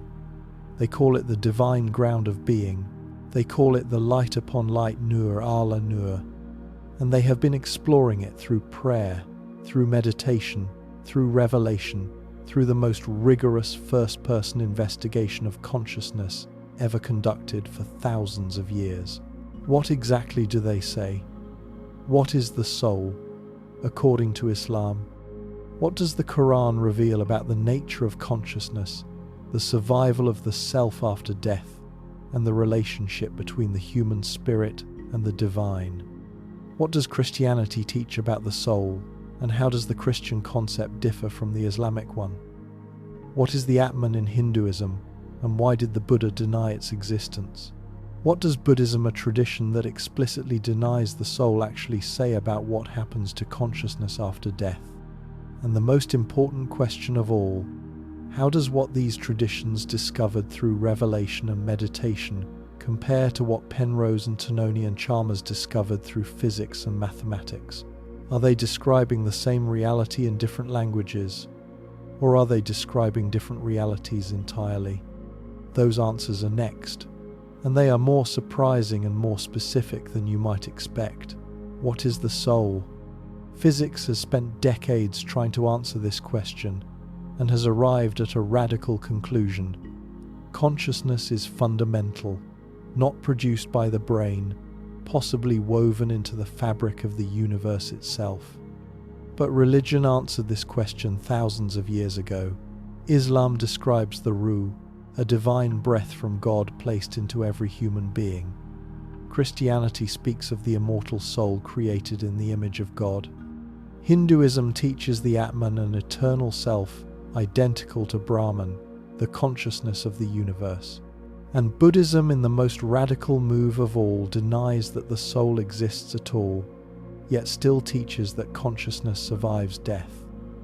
4 traditions, 4 answers, all of them more detailed, more specific, and more surprising than what science has discovered so far. We begin with Islam, because the Islamic understanding of consciousness is, in many ways, the most directly relevant to what modern physics has discovered. The Quran addresses the question of consciousness head-on. In Surah Al-Isra, chapter 17, verse 85, people come to the Prophet Muhammad, peace be upon him, and ask him about the Ruh, about the soul, about consciousness. And the answer is extraordinary in its honesty. They ask you about the Ruh. Say, the Ruh is from the command of my Lord, and you have been given only a little knowledge. Read that again. The creator of the universe, the being who, according to Islam, created consciousness, tells humanity directly, you do not have the knowledge to fully understand what the soul is. This is not evasion. This is precision. The Ruh is described as being min amri rabbi, from the command or the affair of my Lord, not from the body, not from the brain, not from biology, from God's direct command. This is the receiver model stated in theological terms. The Ruh does not originate in the body. It comes from elsewhere, from the divine realm, and is placed into the body. The Quran describes this moment with breathtaking specificity. In Surah Al-Hijr, chapter 15, verse 29, when I have fashioned him and breathed into him of my Ruh, fall down before him in prostration. God fashioned the body first, the biology, the neurons, the brain, and then breathed the Ruh into it. The body is the hardware. The Ruh is not produced by the hardware, it is breathed into the hardware from outside.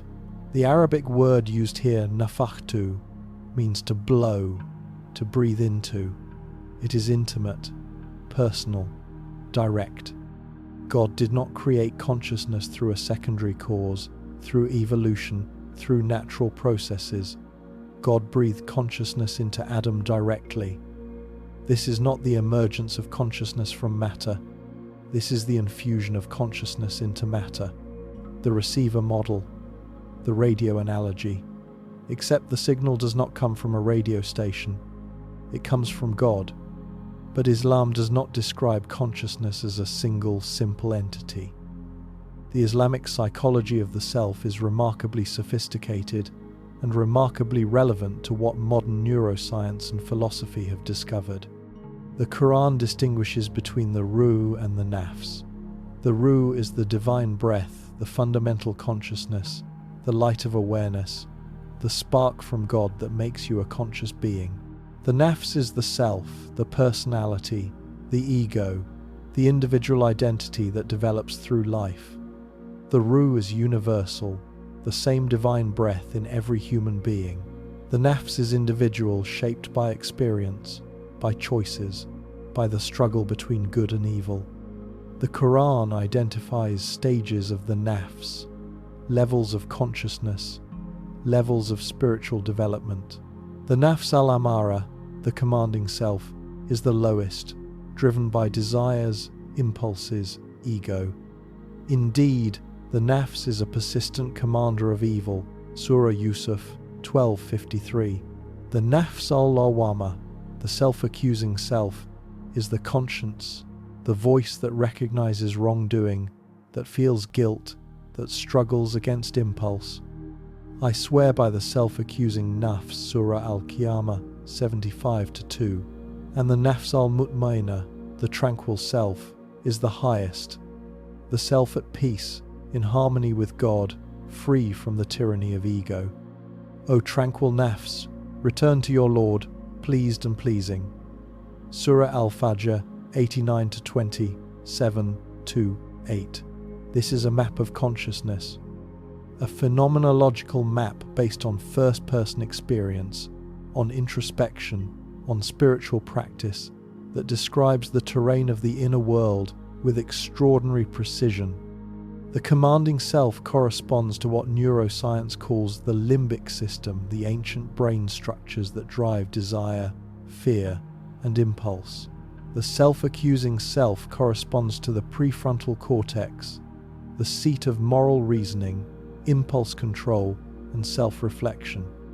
The tranquil self corresponds to what contemplative traditions call enlightenment, or what psychology calls self-actualization, or what neuroscience sees in the brains of experienced meditators, reduced activity in the default mode network, the brain region associated with ego and self-referential thought. But here is what makes the Islamic model truly remarkable. The Ruh, the fundamental consciousness, is not the nafs. The Ruh persists after death. The nafs is transformed. When the body dies, the Ruh does not cease to exist. It enters what the Quran calls the barzakh, an intermediate realm between death and resurrection. Behind them is a barzakh until the day they are resurrected. Surah Al-Mu'minun 23-100. The barzakh is not oblivion. It is not unconsciousness. It is a different state of consciousness, a state where the Ruh continues to experience, to be aware, to exist, but without the body, without the brain, without the biological hardware that shaped and filtered its experience during life. This is William James's transmission theory, stated in 7th century Arabic. The body is the filter, the Ruh is the consciousness. Death removes the filter, the consciousness continues. And the Quran describes the barzakh not as a void, but as a realm with experience, with awareness, with consequences. The righteous experience peace. The wicked experience torment. Consciousness continues. Only the vehicle changes. The hadith literature, the recorded sayings and actions of the Prophet Muhammad, peace be upon him, provides additional detail. In a famous hadith recorded by al-Bukhari, the Prophet describes the moment of death. The angel of death comes, and the Ruh of the righteous person emerges from the body like water flowing from a water skin. Smooth, easy, natural. The Ruh of the wicked resists, clinging to the body, and must be pulled out like a skewer being pulled through wet wool. These descriptions are visceral, embodied. They describe a conscious experience of transition, not an extinction of awareness, but a transformation of it. The Sufi tradition, the mystical branch of Islam, developed an elaborate phenomenology of consciousness based on Quranic principles. Ibn Arabi, the 13th century Andalusian mystic, often called the greatest Sufi metaphysician, described what he called the barzakh of barzakhs, the intermediate realm between every pair of opposites, between matter and spirit, between the visible and the invisible, between the known and the unknown. For Ibn Arabi, consciousness itself is a barzakh, an intermediate reality that bridges the physical and the divine, the measurable and the immeasurable, the zahir and the batin. This is strikingly similar to what Penrose proposes with Orch-OR. Consciousness, in Penrose's theory, exists at the boundary between quantum mechanics and classical physics, at the threshold where quantum superposition collapses into definite reality. It is an intermediate phenomenon, not purely quantum, not purely classical, but the bridge between the two, a barzakh between the quantum and the classical. Ibn Arabi would have understood this immediately. Christianity approaches the soul differently, and the differences are as illuminating as the similarities. The Christian understanding of the soul is rooted in the Hebrew concept of nephesh, which originally meant something like life breath or living being, rather than an immortal, separable soul. In Genesis 2-7, God forms Adam from the dust of the ground and breathes into his nostrils the breath of life, nishmat, kayim, and Adam becomes a living nephesh. The parallel to the Islamic nafakhtu is striking, God breathing life into formed matter.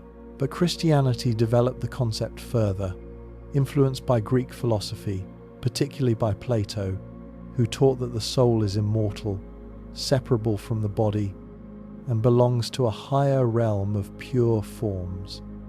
This Platonic influence shaped Christian theology profoundly. Augustine, perhaps the most influential Christian theologian after Paul, was deeply influenced by Neoplatonism. He taught that the soul is immaterial, rational, and immortal, that it is the seat of consciousness, of reason, of the image of God in humanity. Thomas Aquinas, the greatest philosopher-theologian of the medieval period, synthesized Aristotle with Christian theology to produce a nuanced account of the soul.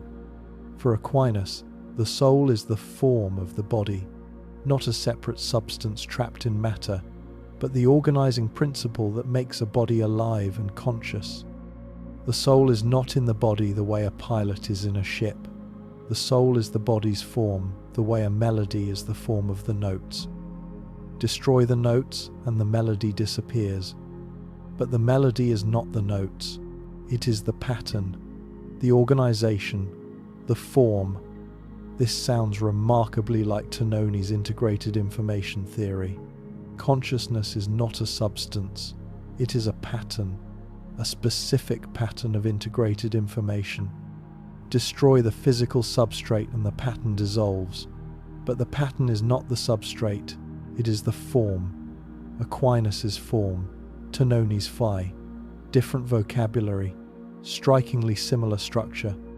But Christianity makes a claim that goes beyond anything physics has proposed: resurrection. The Christian teaching is not merely that the soul survives death, it is that the body will be raised, transformed, glorified, but physical at the end of time. Paul, in 1 Corinthians 15:44, it is sown a natural body, it is raised a spiritual body. The resurrection is not the survival of a disembodied soul, it is the reunification of soul and body in a transformed state. Paul describes the resurrection body with extraordinary specificity. It is imperishable, not subject to decay. It is glorious, radiant, with divine light. It is powerful, not limited by the constraints of ordinary physics. And it is spiritual, animated not by biological processes but by the Holy Spirit. The resurrection body is physical, but not ordinary physical. It is matter transformed, matter permeated by consciousness, matter that has become fully transparent to the divine.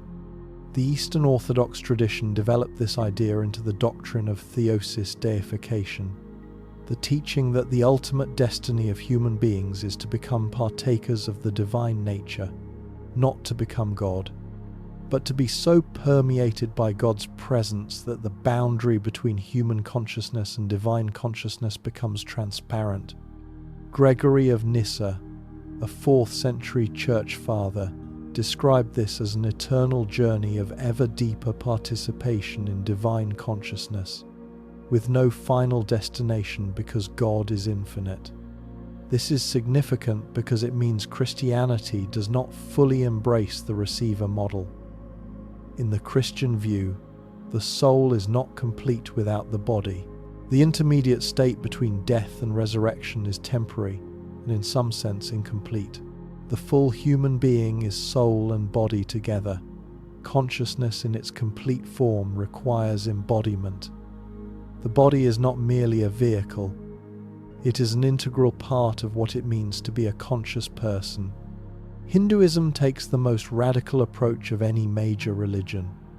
It does not merely claim that the soul survives death, it claims that the soul is God. The central teaching of Advaita Vedanta, the most philosophically sophisticated school of Hindu thought, developed by the 8th century philosopher Adi Shankara, is expressed in a single sentence. Atman is Brahman. The individual soul is identical to the universal consciousness. Your deepest self, not your personality, not your ego, not your thoughts and memories, but the pure awareness that underlies all experience, is identical to the consciousness that underlies all reality. The Chandogya Upanishad expresses this in the famous teaching, Tattvam Asi, thou art that, you are that. You, the conscious being reading these words, are not separate from the consciousness of the universe.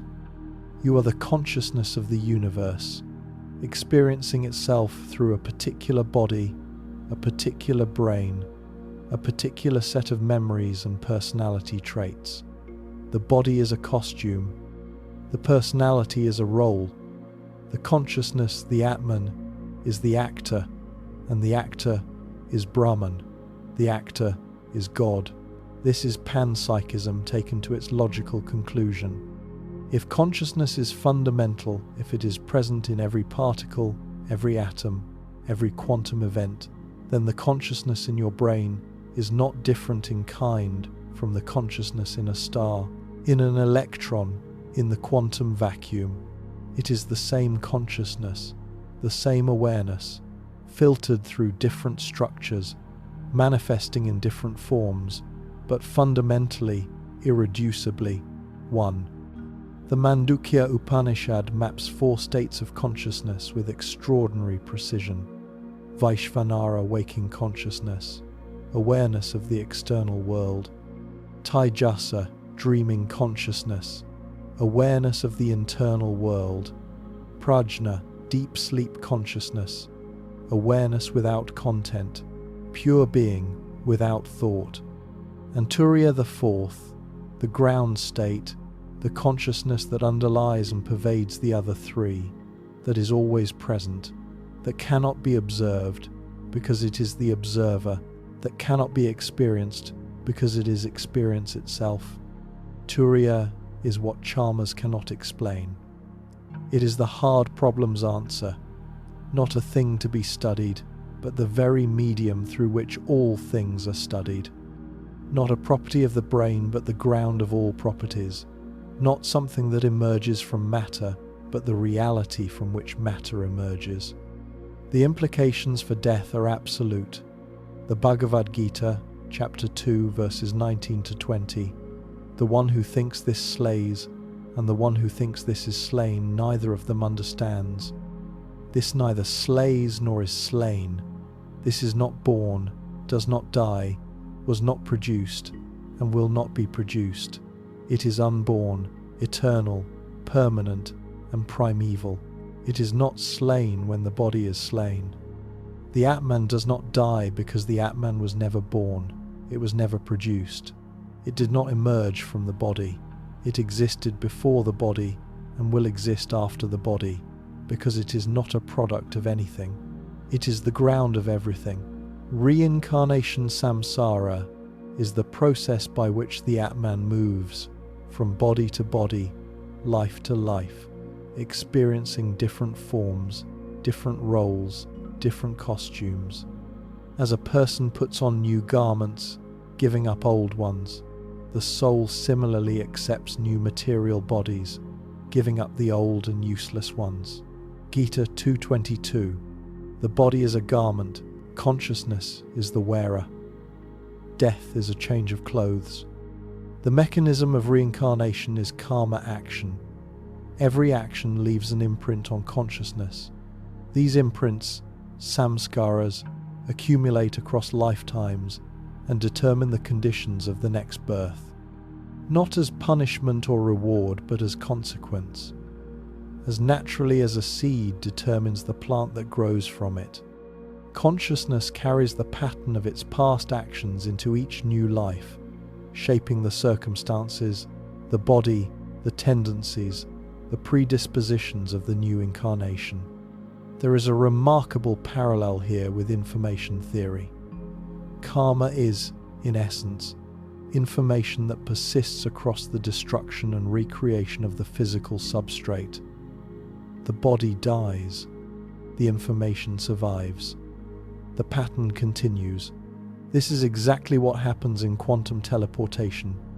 The physical system is destroyed, but the quantum information is preserved and reconstructed elsewhere. The Atman, in this light, is not a substance that moves from body to body. It is a pattern of information, an extraordinarily complex pattern, carrying the accumulated karma of countless lifetimes that persists across the destruction of each physical vehicle and is reconstructed in the next. Shankara would say this is a useful but ultimately misleading analogy, because in Advaita Vedanta, even the cycle of reincarnation is Maya illusion. The Atman does not truly move from body to body because the Atman was never truly in any body. The Atman is Brahman. It is everywhere. It is everything. The appearance of individual souls moving through time is itself the dream, the cosmic play, the Leela, the divine drama that Brahman performs for itself. When you wake up, when enlightenment occurs, you realize that you were never separate, never born, never dying, always Brahman, always everything. And then there is Buddhism, and Buddhism changes everything. The Buddha Siddhartha Gautama, teaching in India in the 5th century BCE, made a claim that shocked the Hindu world. There is no Atman, there is no permanent, unchanging self, there is no soul. This is the doctrine of anatta, no self. And it is the most counterintuitive, the most radical, and the most philosophically sophisticated teaching about consciousness in the history of human thought. The Buddha's argument was empirical. He asked, "Look for the self. Examine your experience directly. What do you find? You find 5 aggregates, skandhas. You find form, the body and its sensations. You find feeling pleasant, unpleasant, neutral. You find perception, recognition and categorization. You find mental formations, thoughts, intentions, emotions. And you find consciousness, awareness, itself. These 5 aggregates are all you find. There is no 6th thing, no self that owns the aggregates, that sits behind them, that observes them from a fixed vantage point. The self is a label for the process, not a thing, not an entity, not a soul." This is remarkably similar to David Hume's bundle theory of the self proposed in the 18th century, over 2,000 years after the Buddha. Hume looked for the self through introspection and found only a bundle of perceptions, impressions, and ideas, constantly changing, with no fixed core. I never can catch myself at any time without a perception, and never can observe anything but the perception. The Buddha and Hume arrived at identical conclusions through identical methods, careful first-person observation of conscious experience. No self to be found, only process, only flow. The Buddha did not deny consciousness. He did not deny experience. He did not deny that you are aware right now, reading these words. What he denied was that there is a permanent, unchanging entity doing the experiencing. There is experience, but there is no experiencer. There is consciousness, but there is no soul that possesses consciousness. There is a river, but there is no river substance, only water flowing. The Buddha described consciousness as a stream, a continuously changing process, each moment of awareness giving rise to the next, like a flame being passed from candle to candle. The flame on the second candle is not the same flame as the first, but it is not a different flame either. It is causally continuous, produced by the first, carrying its characteristics, but not identical to it. This is remarkably similar to Orch-OR's description of consciousness as a sequence of discrete quantum collapse events, bings, occurring 40 times per second, each giving rise to the next, each a new moment of creation, none identical to the last. The stream of consciousness is not continuous. It is a rapid sequence of discrete moments, creating the illusion of continuity through their rapid succession. And here is the extraordinary part. Buddhism teaches that this stream of consciousness does not end at death. Rebirth punarbhava is not the transmigration of a soul from one body to another. There is no soul to transmigrate. Rebirth is the continuation of the causal stream. The last moment of consciousness in one life gives rise to the first moment of consciousness in the next, like the flame passing from candle to candle. Nothing transfers, no substance moves, but the causal continuity is preserved. The pattern persists. The stream continues. This is, in a precise sense, the survival of information without the survival of substance. The pattern of consciousness continues even though no thing survives. This is strikingly similar to what happens in quantum mechanics. When a quantum state is teleported, the information transfers without any physical substance moving. The state is destroyed at one location and recreated at another. Nothing travels, but the information, the pattern, is preserved.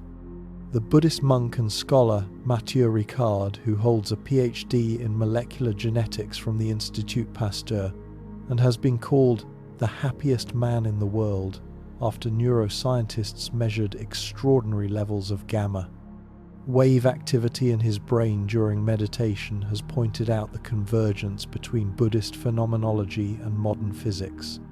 Both describe reality as process rather than substance. Both emphasize impermanence, the constant arising and passing away of phenomena. Both deny the existence of fixed, permanent entities.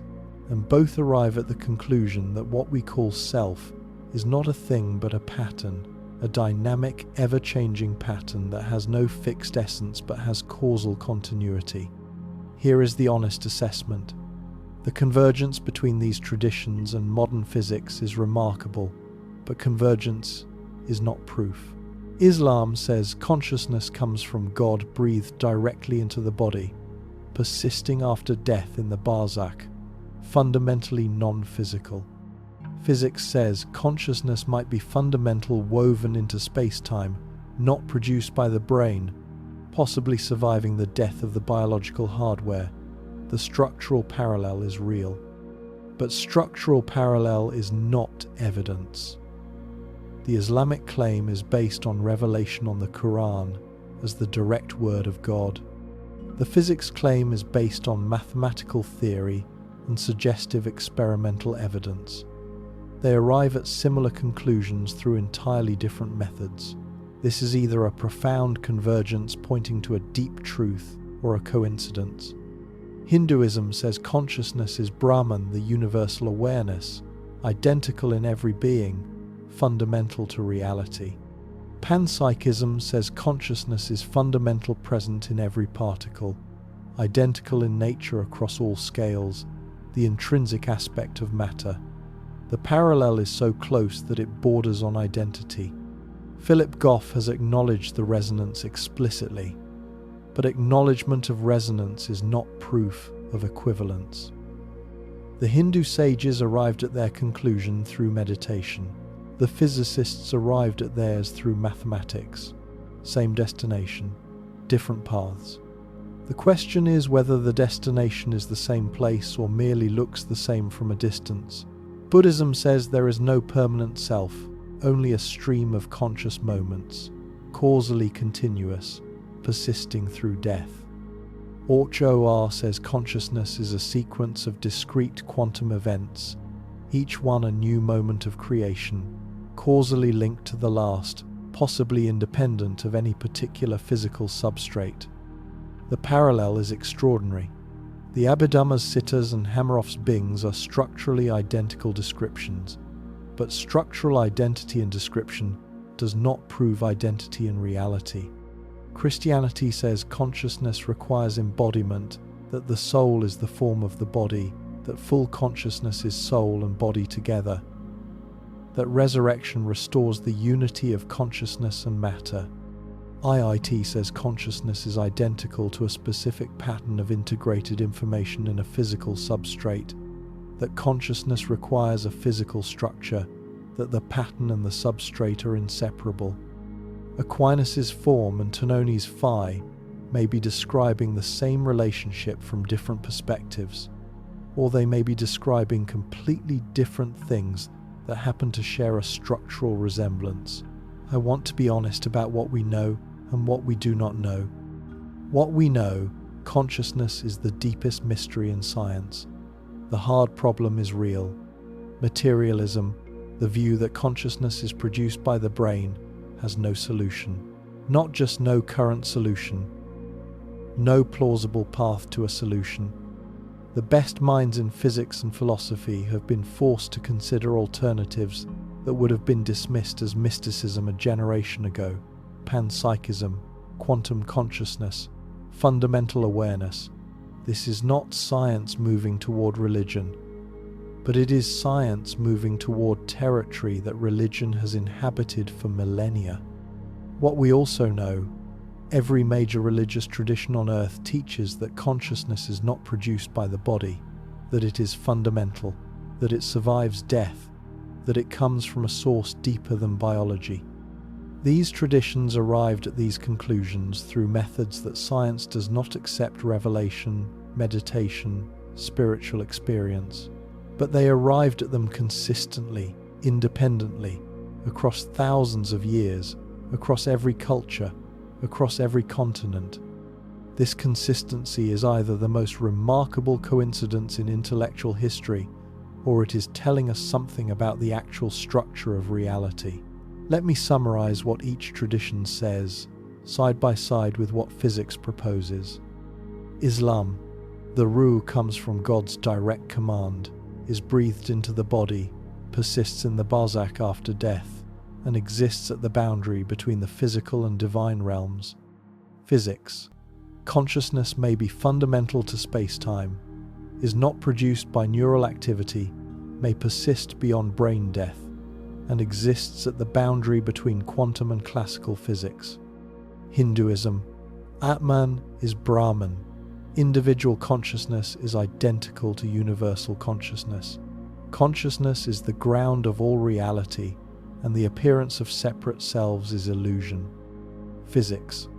Panpsychism. Consciousness is fundamental to all matter, present in every particle, and the individual consciousness of a brain is a complex expression of a universal property. Buddhism. There is no permanent self, only a stream of conscious moments, each giving rise to the next, persisting through death without any substance transferring. Physics. Orch-OR consciousness is a sequence of discrete quantum events, each causally producing the next, potentially independent of any particular physical substrate. Christianity. The soul is the form of the body. Consciousness requires embodiment for completion, and resurrection reunites soul and body in a transformed state. Physics. IIT consciousness is identical to integrated information in a physical substrate. The pattern and the substrate are inseparable, and consciousness requires a specific physical organization. What we do not know, whether the religious traditions and the physicists are describing the same reality, whether the ruh and Orch-OR's quantum proto-consciousness are the same thing, whether Brahman and Panpsychism's fundamental consciousness are the same thing, whether the Buddhist stream of sittas and Hameroff's sequence of bings are the same thing. But here is what I find extraordinary. Science, the most rigorous, most skeptical, most materialist enterprise in human history, has spent 3 decades trying to explain consciousness and has been forced by the evidence to move toward positions that the religious traditions have held for millennia. Consciousness is fundamental. It is not produced by the brain.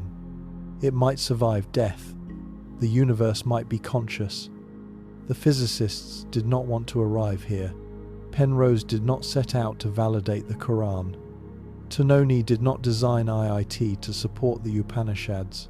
Chalmers did not pose the hard problem to argue for the existence of the soul. They followed the evidence. And the evidence led them to the oldest ideas in human civilization. Maybe this convergence means something. Maybe the deepest truths about consciousness were discovered not in laboratories but in caves in the meditation, caves of the Himalayas, in the prayer rooms of mosques, in the cells of monasteries, in the silence of contemplation. Maybe the first-person method, the method of turning awareness inward, of investigating consciousness from the inside, reaches truths that the third-person method of science can only approximate from the outside. Or maybe the convergence is an illusion. Maybe the religious traditions are projecting meaning onto a meaningless universe. Maybe the parallels between physics and theology are superficial. Maybe consciousness will eventually be explained by a theory no one has yet imagined. A theory that makes the hard problem dissolve, that explains qualia as naturally as thermodynamics explains heat, that reduces everything to physics and leaves no room for the soul. Maybe. But after 30 years of trying, that theory has not appeared, and the alternatives that look more and more like what the ancient traditions described, are gaining ground. I do not know. Nobody knows. But I know this: the question of consciousness, what it is, where it comes from, whether it survives death, is the most important question a human being can ask. More important than the origin of the universe, more important than the fate of the stars, more important than any question physics has ever posed. Because without consciousness, there is no one to ask questions. There is no one to appreciate answers. There is no science. There is no religion. There is nothing. And the fact that you are conscious that you are here, right now, aware, experiencing, alive, might be the most extraordinary fact in the entire cosmos. More extraordinary than black holes. More extraordinary than the Big Bang. More extraordinary than the quantum weirdness that governs the subatomic world. You are the universe aware of itself. You are atoms that know they are atoms. You are matter that feels. You are the hard problem of consciousness, walking around in shoes, drinking coffee, worrying about tomorrow. Every moment of your experience, every flash of color, every pang of love, every breath you take is either the most extraordinary accident in the history of the cosmos or the most natural expression of a conscious universe experiencing itself through you. The Quran says, "We are closer to him than his jugular vein." Surah Kahf 50-16. The Upanishads say, "Tat tvam asi," thou art that. The Buddha says, "Look within and see that there is no boundary between you and the rest of existence." The physicists say, consciousness may be fundamental, may be everywhere, may be the deepest layer of reality. And whether that feeling comes from quantum processes in microtubules, or from the fundamental nature of information, or from the breath of God, the feeling is real. The awareness is real. You are real. And that whatever else we discover, whatever theories we build, whatever debates we settle, that is enough to be astonished.